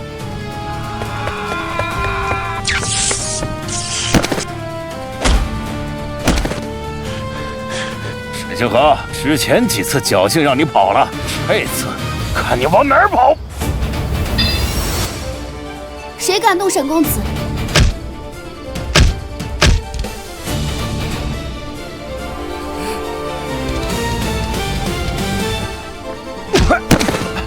姑奶奶饶命！姑奶奶饶命啊！沈公子，你没事吧？没事。你怎么来了？出大事了，仓库被人烧了，所有的奶茶都烧没了。什么？仓库被烧了？谁干的？不知道。我赶到的时候，火已经烧起来了，火太大，救不了。我怀疑是有人故意放火。看来是内鬼。不管是谁，现在最要紧的是奶茶。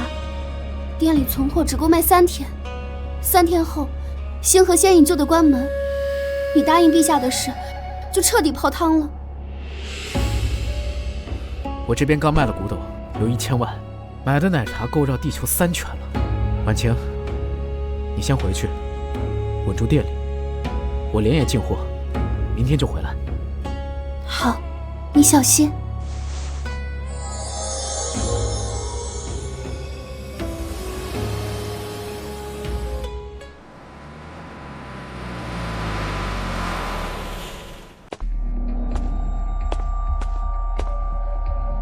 老张，我要货，奶茶，各种口味，越多越好。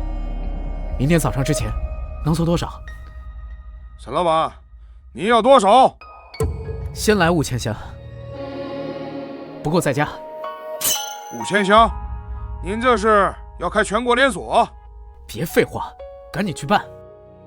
另外，给我准备100个灭火器。灭火器？你要那个做什么？当然是防狼、防火、防盗了。不懂别瞎问，快去准备。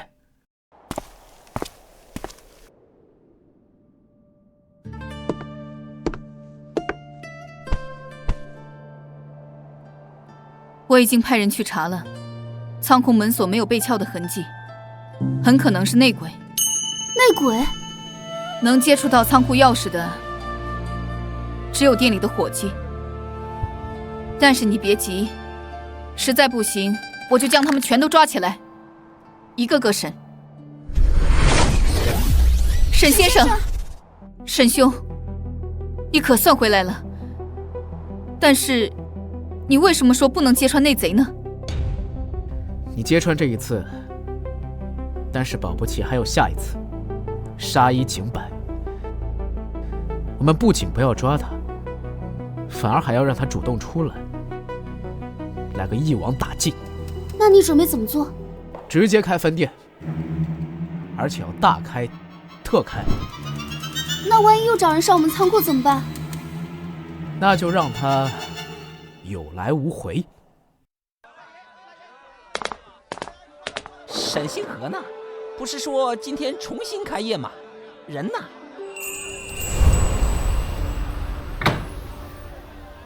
各位客官，星河仙饮今日重新开业，感谢各位不离不弃。今日不仅有原味奶茶，还有10种新口味。开业3天，买1赠1，代金券翻倍使用。怎么多了这么多新口味啊？他哪来的货？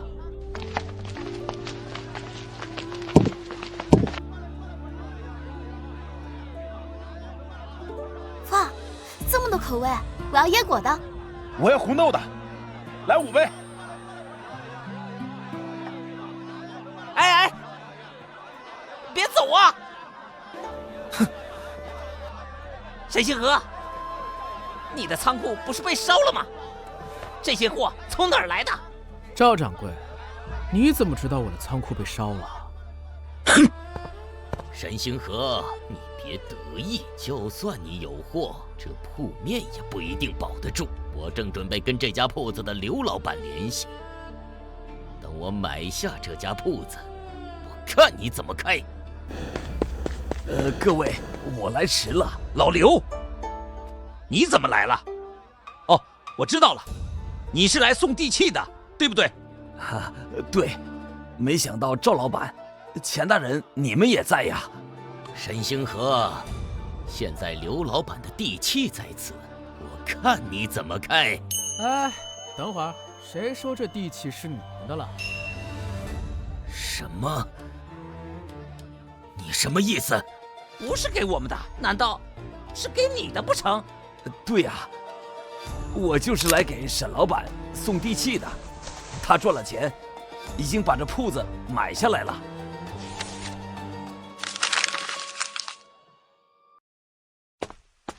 钱大人，不好意思，这铺面我已经买下来了，全款3000两。您要看房契吗？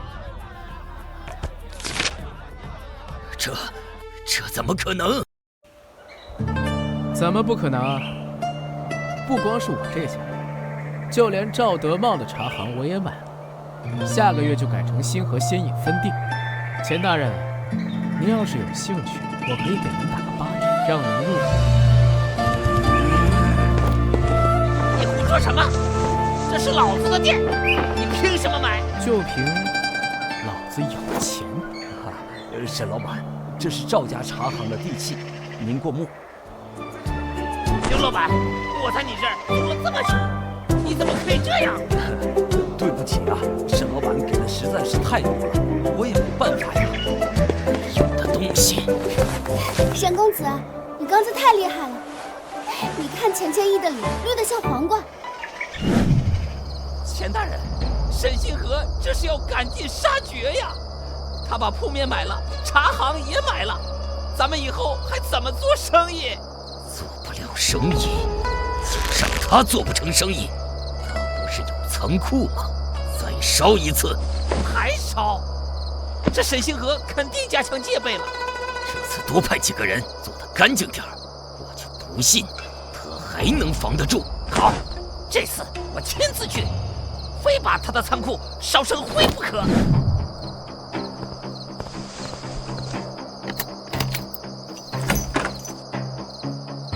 快，还有扑上去，点着了就跑。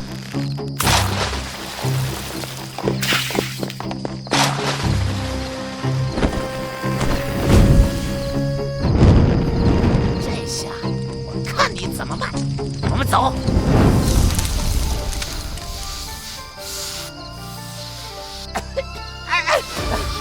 别喷了，别喷了！停！哟，这不是赵掌柜吗？大半夜的，你这是要给我的仓库浇油施肥吗？你怎么会在这里？等你啊，我就知道你还会来。上次烧了我的仓库，这次还想烧，赵掌柜，你也太看得起自己了。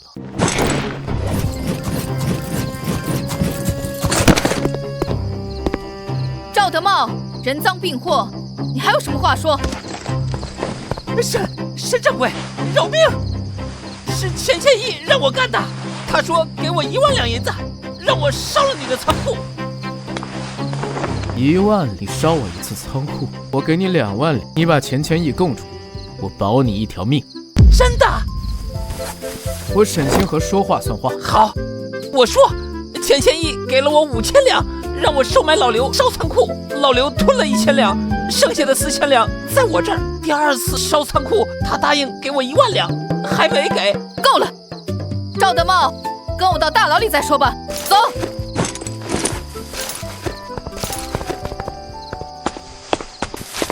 我让你办的事怎么样了？这次你把赵德茂整得太惨了，我吩咐下去，开你说的连锁店，各路茶行都来投奔你，都要入股。很快，全国到处都是你星河仙饮了。看来是时候去找陛下要打赏。收拾收拾，明天跟我进宫。跟你进宫？我可是罪臣之女，绝对不能进宫的。你疯了！我当然知道你是罪臣之女，所以我才要带你进宫啊。沈先生，好啊！没想到你一招连锁加盟奶茶店，直接让咱们大明的国库充盈了3倍，想必已经没有什么可满足你的了吧？想要什么奖赏，自己说，这一定尽力满足你。陛下，草民沈星河不要银子，不要封赏，只求您见一个人。让我见人，那还不简单，只管带上来便是。可是陛下，此人怕是有所不妥。什么妥不妥？仙人的意思，怎敢不从？叫上了。是。宣罪臣之女苏婉晴进殿。民女苏婉晴拜见陛下。苏婉晴，你是苏爱卿之女？正是。陛下，草民沈星河有一事相求，请您为苏家平反。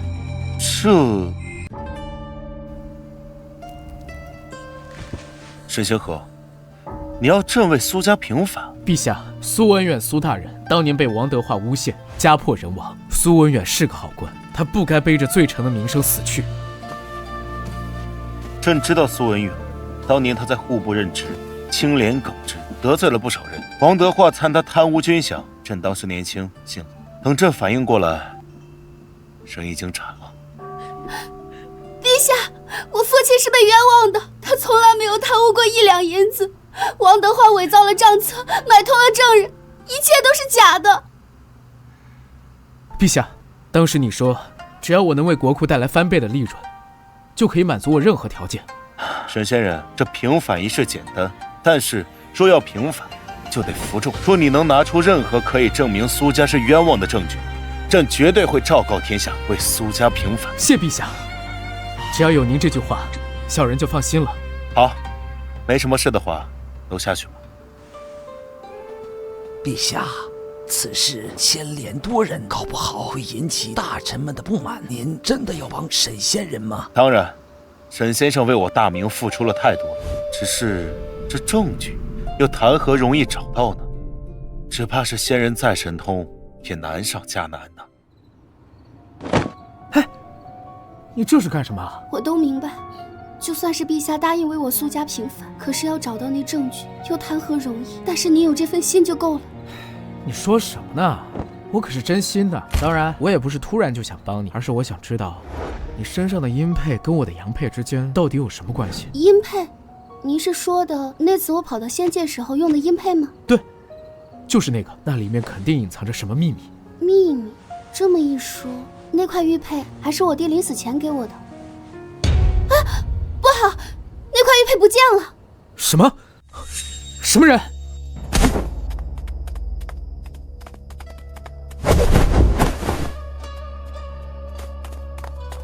站住，不然我开枪了！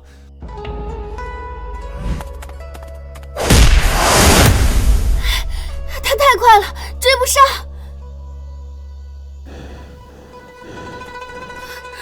怎么办？银佩丢了，我爹留给我的唯一遗物。或许那里面真的有关于我苏家平反的证据。这阴佩阳佩本是一对，如果不能拼到一起，那肯定也解不出其中的未解之谜。放心，我有办法了。办法？什么办法？这东西你又不能买一个。买？当然能买了，不过不是在这里。那是？等着吧，我回去几天，等我回来就给你平反。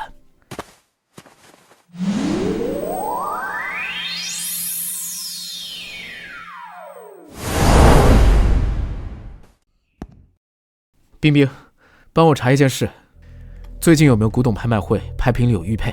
哥，出什么事了？苏婉晴的银佩被偷了，我怀疑有人要卖掉它。好，我马上查，你别挂。哥，查到了，明天晚上江城有一场私人拍卖会，拍品里有一块明代凤纹玉佩。很好，估计这群人做梦也想不到，被他们保存了那么多年的证据，会让我从现代买回去。下一件拍品，明代凤纹玉佩，起拍价10万，每次加价不低于10万。100万？100万？这位先生出了100万，还有没有加价的？1000万。沈星河，怎么又是你？来人，把他抓起来！沈星河，这个拍卖行里的人身价全部过亿，你是怎么混进来的？啊？他们没给你说吗？说什么？就是这场拍卖会被我承包了。被你承包？你别逗了，就凭你有那个实力吗？也就比你强一点点吧，三爷。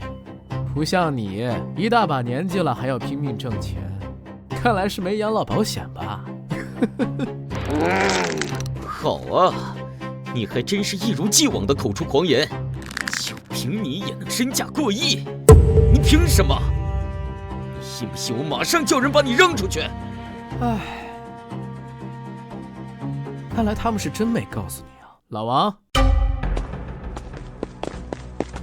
哎，王老板，这个人没有入场资格，贸然闯入，还大胆加价到1000万，我现在就替你把他收拾了，给我上！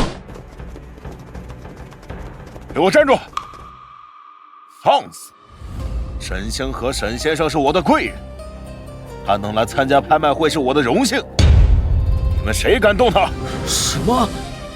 你说当年那个臭屌丝，现在是全江城第一拍卖行王董的贵人？你这话是想要质疑老夫了？我没有。唉，老王，你跟他费什么口舌？我今天来这里是为了拍宝贝的，不要浪费时间。为了让他心服口服，那我就把我的宝贝都拿出来给你看看吧。真的？您真的同意让我看看您的那些真迹了？当然，各位，明代皇室古董展览就此一家，看好了。哇，我从来没见过这么多的明代珍藏啊！看来这位沈先生一定是收藏大家呀。沈先生，我今天真的是大饱眼福啊！没想到您年纪轻轻就对古董收藏有这等高见，在下佩服。要不您今天想要什么，我送。唉，不行，我今天是来消费的。刚才我出价到1000万了，该谁了？这沈老板出了1000万的东西，肯定是好宝贝啊！对呀，我也想买，但是我肯定没沈老板有钱啊。各位，1000万一次，1000万2次，还有人出价吗？怎么，不出价了？三儿，这是沈老板的专场，人家说了，拍卖所得都捐出去，你呀就别添乱了。妈的，这个沈星河跟我没完没了，我早晚弄死他！我们走。沈先生，恭喜，这块玉佩品相极好，您很有眼光。不是我的眼光好，是它本来就是我的。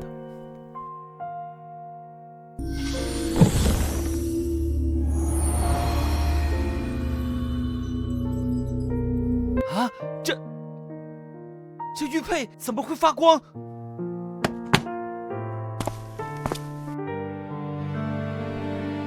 因为它找到了主人。婉晴，鹰佩拿回来了。你做到了，你真的做到了。我说过，一定会找回来。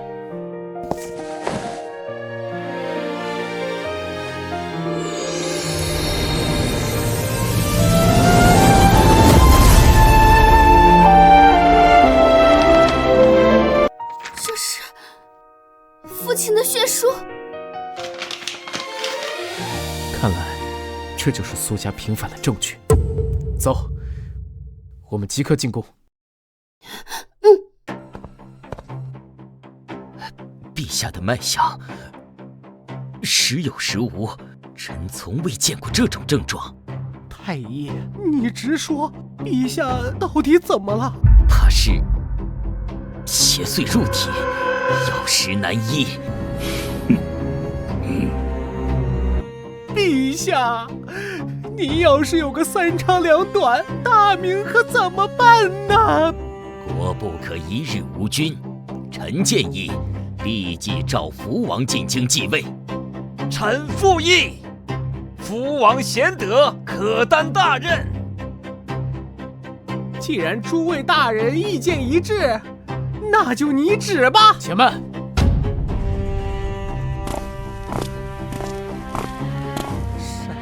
沈星河，你怎么进来的？王公公，各位大臣，好久不见。听说你要立福王为帝，陛下病重，国不可一日无君，这是祖制。祖制？哈哈哈！那祖制有没有说，大臣可以在皇帝还没死的时候就另立新君吗？星河，你一个商人，朝堂之上没有你说话的份儿。我是大明的皇商，是陛下亲封的。你呢？你是陛下的大臣，却在陛下病重时急着投靠新主，你算什么东西？沈星河，你说这么多，能救陛下吗？我能，而且能药到病除。你能？太医都说了药石难医，你一个卖奶茶的能治病？这是仙界的神药，专治疑难杂症。这不过是几粒白色药丸，连药味都没有，算什么神药？沈星河，陛下乃万金之体，岂能吃你这种来路不明的东西？万一出了事儿，你担得起吗？我担得起。我沈星河立下军令状，治不好陛下，我提头来见。沈先生，这可不是儿戏。我没开玩笑，但是我有一个条件。什么条件？如果我治好了陛下，王公公，你诬陷苏文远的事，必须一五一十交代清楚。还有钱大人、温大人，你们勾结王德化企图另立新君的事，也要说清楚。你这是趁机要挟！我这是公平交易。怎么，王公公不敢？好，我答应你。但是，如果你治不好陛下，不但你要死，你的女人、你的家人统统陪葬。沈公子，放心，我从来不做没把握的事。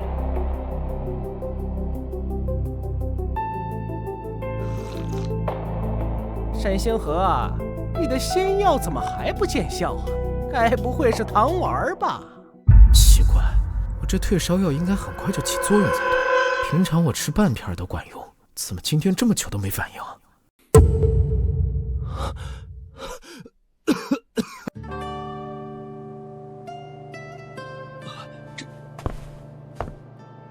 陛下的脉象平稳了，烧也退了，这怎么可能？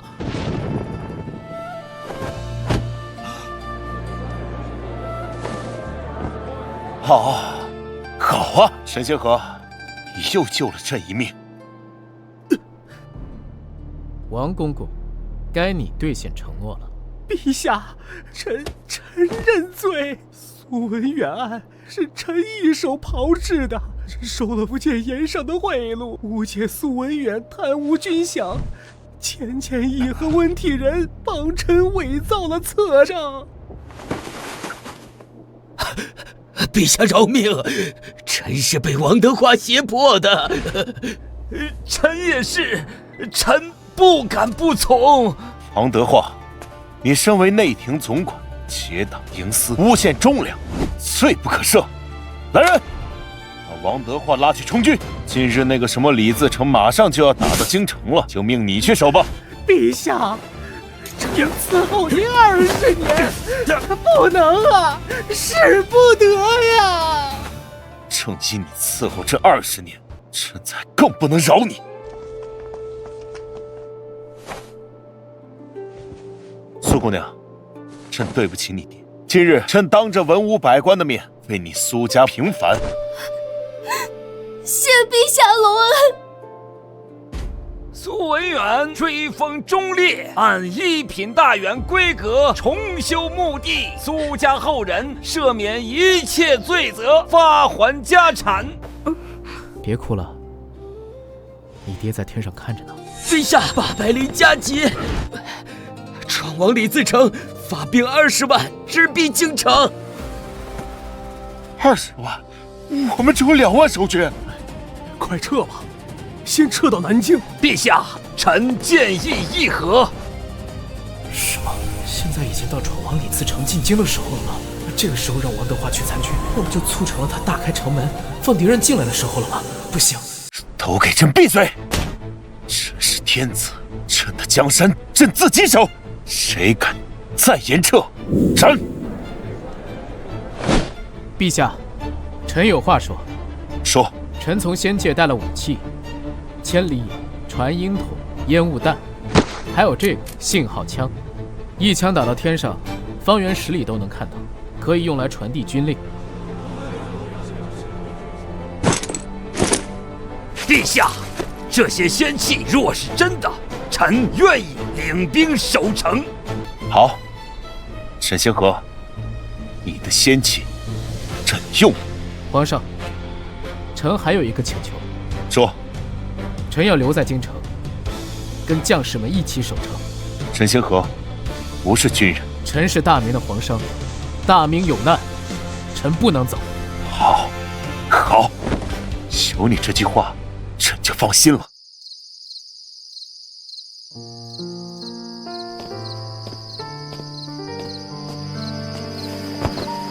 沈公子，你真的要上战场？我不上战场，我在后方送送物资，传传军令。那可是战场，刀枪无眼。我命硬，你在家里等我，等仗打完我就回来娶你。你答应我，一定要活着回来。我答应你，到时候咱们生一个大胖小子。你胡说什么呢？说的好像要死了一样。你不是有那么多仙界的宝贝吗？你肯定会没事的。对呀，所以我要让你答应我。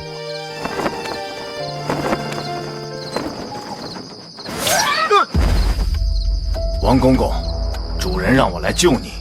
主人？谁？聂荣天。你不需要知道他是谁，你只需要知道他能帮你报仇。从后门走，有人接应。沈星河，你等着，我一定会回来的。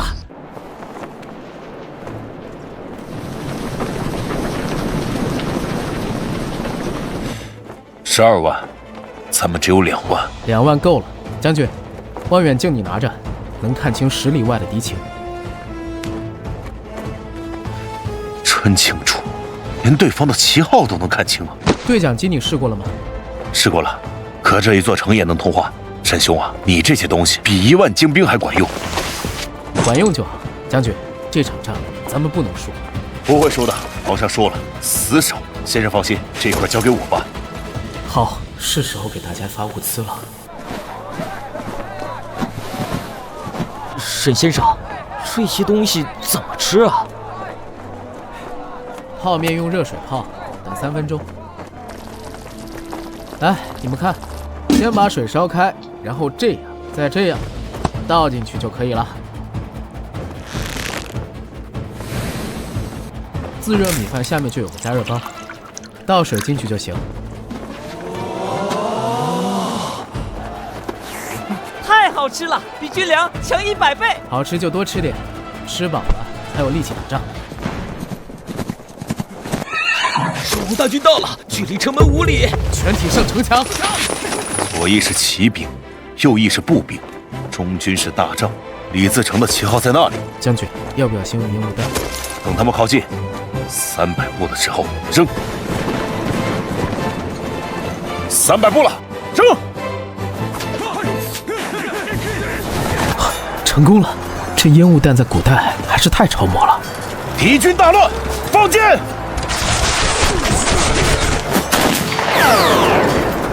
太好了！虽然我军人少，但是通过先生的神兵利器相助，这一下肯定能打一个出其不意。沈兄，你的心气太管用了，这一仗我们损失不到100人。李自成不会善罢甘休的，他还会再来。来就来，有你的仙气，我们不怕。李自成，你最好识相点退兵，不然我会让你知道什么叫现代科技的。不过这才只是第一次进货，眼下我根本没时间回去进货。若是全都用完了，那大明还能守住吗？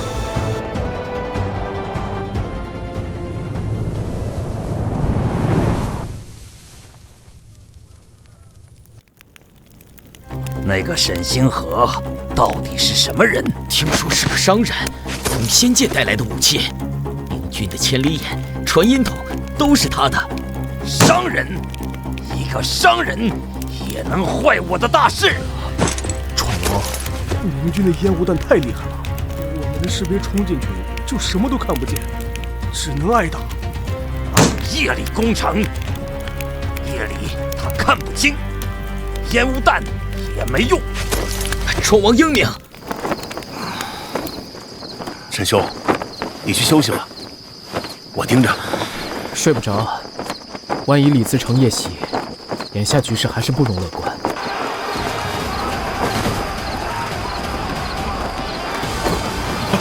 是夜袭，全体准备！看到了，他们在那里。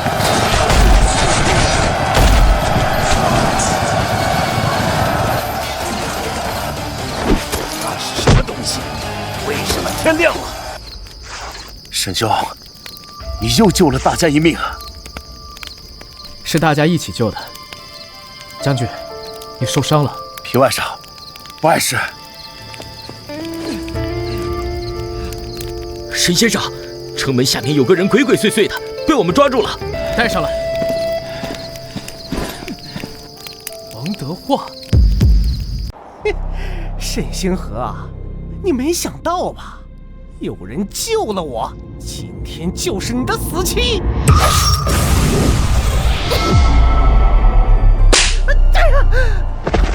你敢动他？啊，你怎么来了？烟配发热，我知道沈公子有危险。沈星河，你杀不了我的！闯王的部队随时可以攻破，你就等死吧！看来这王德化想给闯王开门，但是被士兵们发现了。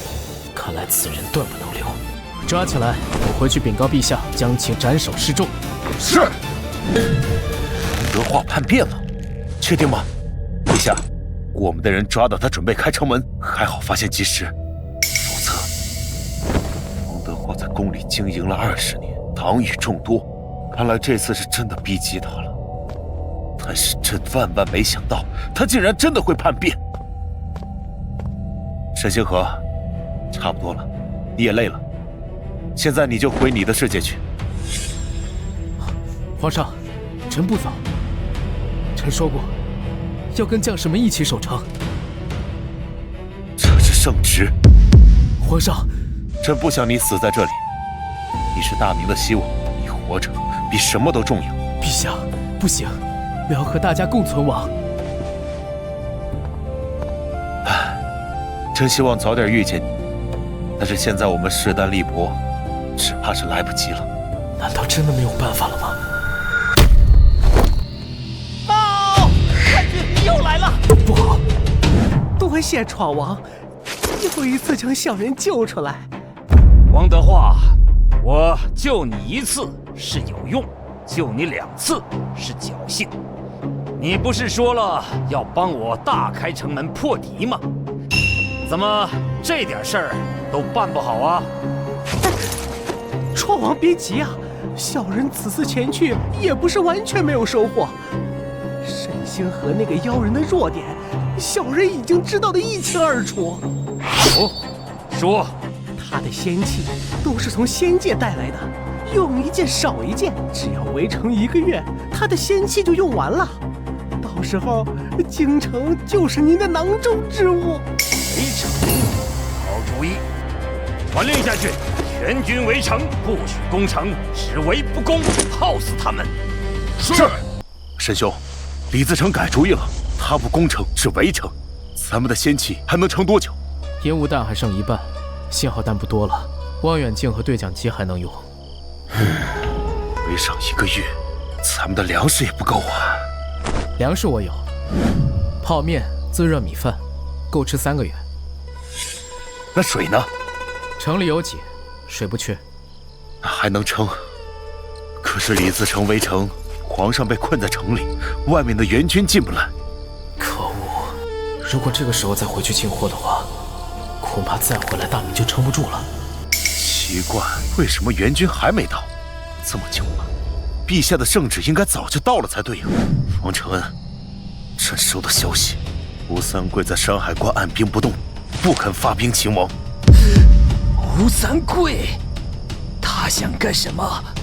他在等朕和闯王2败俱伤，他好坐收渔翁之利。那可怎么办呢？要不要请沈仙人用仙气帮忙？不，我大明不能什么事都依靠仙人。这个混蛋！沈仙人，你怎么来了？这不是让你走吗？皇上，臣走了，您怎么办？朕是大明的皇帝，朕的江山，朕自己守。皇上，臣不走，臣有一个办法。什么办法？臣回现代，带武器来，真正的武器。什么武器？枪，火药枪，一枪能打死一个人，比弓箭快10倍。沈星河，朕不用。为什么？朕说过，朕的江山朕自己守。用你的武器赢了，那是你沈星河的功劳。朕要的是大明的将士用自己的刀枪守住自己的家。皇上，您是一个好皇帝。朕不是，朕只是个不想让祖宗基业毁在自己手里的普通人。皇上，臣听您的，臣走。好，你走吧，带着苏姑娘好好过日子。是，陛下保重。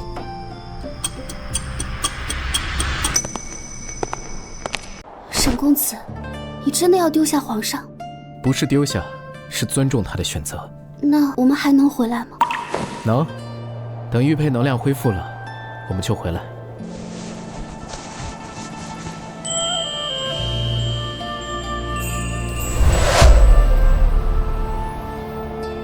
皇上，沈兄走了。您为什么不让他留下？他的武器能帮我们打赢。秦将军，你有没有想过，如果大明的江山是靠仙界救下来的，那大明的百姓还会信朕吗？朕要让他们相信，大明靠自己也能活，不需要神仙，不需要仙界，靠自己的双手，自己的刀枪。皇上圣明，臣誓死追随陛下。起来，陪朕守城。天子守佛门，天子守佛门，天子守佛门。沈公子，你没事吧？没事，这次穿越能量消耗太大，玉佩又休眠了。哎，你怎么还叫我沈公子？星河。没想到你红脸的速度这么快嘛。不过你叫错了。叫错了？那你说应该叫什么？当然是叫夫君了。你，哼，人家不理你了。哎呀，跟你开玩笑的。这样吧，我带你去吃真正的火锅，怎么样？你之前吃的都是我带的自热小火锅，你还没有吃过真正的火锅吧？火锅？听说过，但没吃过。就是一群人围着锅，把肉和菜放进去煮，好吃的很。冰冰，你怎么了？哥，陈浩他跑出来了，他带了很多人。他说他知道你回来了，要你把玉佩交出来，不然他就杀了周教授。什么？他们人在哪儿？陈家老宅，他让你一个人去。哥，你别去，他们肯定设了陷阱。银佩在发热，有危险。我知道，但我必须去。周教授在他们手上。我跟你一起去。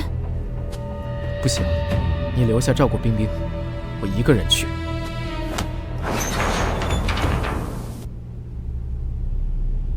哼，沈星河，好久不见，想必你在大明混得风生水起。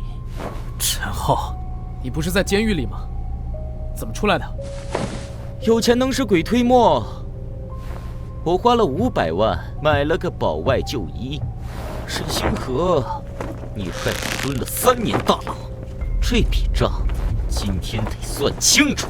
你要的是玉佩，放了周教授，我给你。急什么？我还没说条件呢。婉晴，你怎么会在这里？你不会以为就凭这2个娘们儿能守得住你的家吧？七爷，你想怎么样？很简单，我要你的2块玉佩，阳佩和阴佩，你交出来，我放了这2个女人，不交，他们都得死。英佩在他身上，你得先放了他，我才能拿。你以为我傻？我放了他，你跑了怎么办？我沈星河说话算话。我不信你。阿三，去把那个女人的玉佩摘下来。住手！我给你。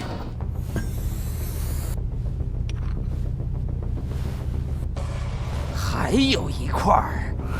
你先放人。不行，2块都到手，我一起放。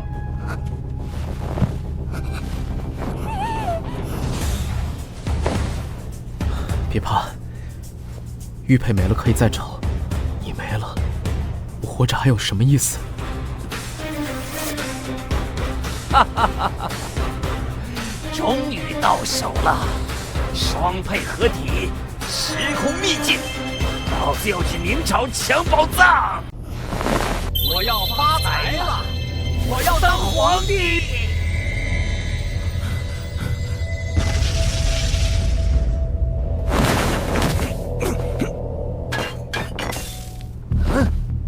怎么回事？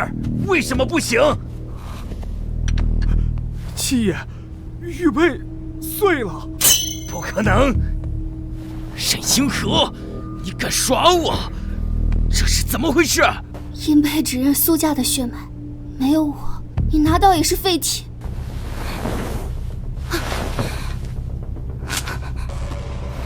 那我就杀了你，让你苏家断子绝孙！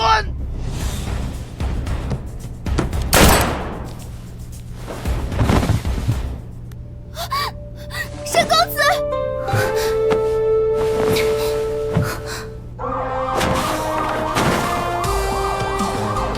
不许动！放下枪！婉清，你没事吧？我没事，你为什么要替我打？你这个傻子！因为你是我的命。你不能死！你答应过要娶我的，你说我是个大胖小子的。那你可以在我临死之前满足我一个请求吗？当然了，什么要求都可以，只要你说。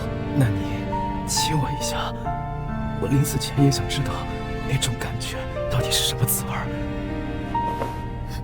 混蛋！都什么时候了，你还开这种玩笑？那你是不想了？可我一个都快死的人了，连这点要求都不能满足我。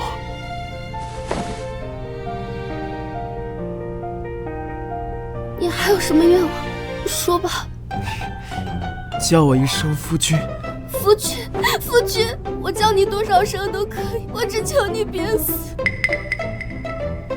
哎呦，你这倒霉孩子干嘛呢？我就知道你是装的。说吧，怎么回事啊？你没事？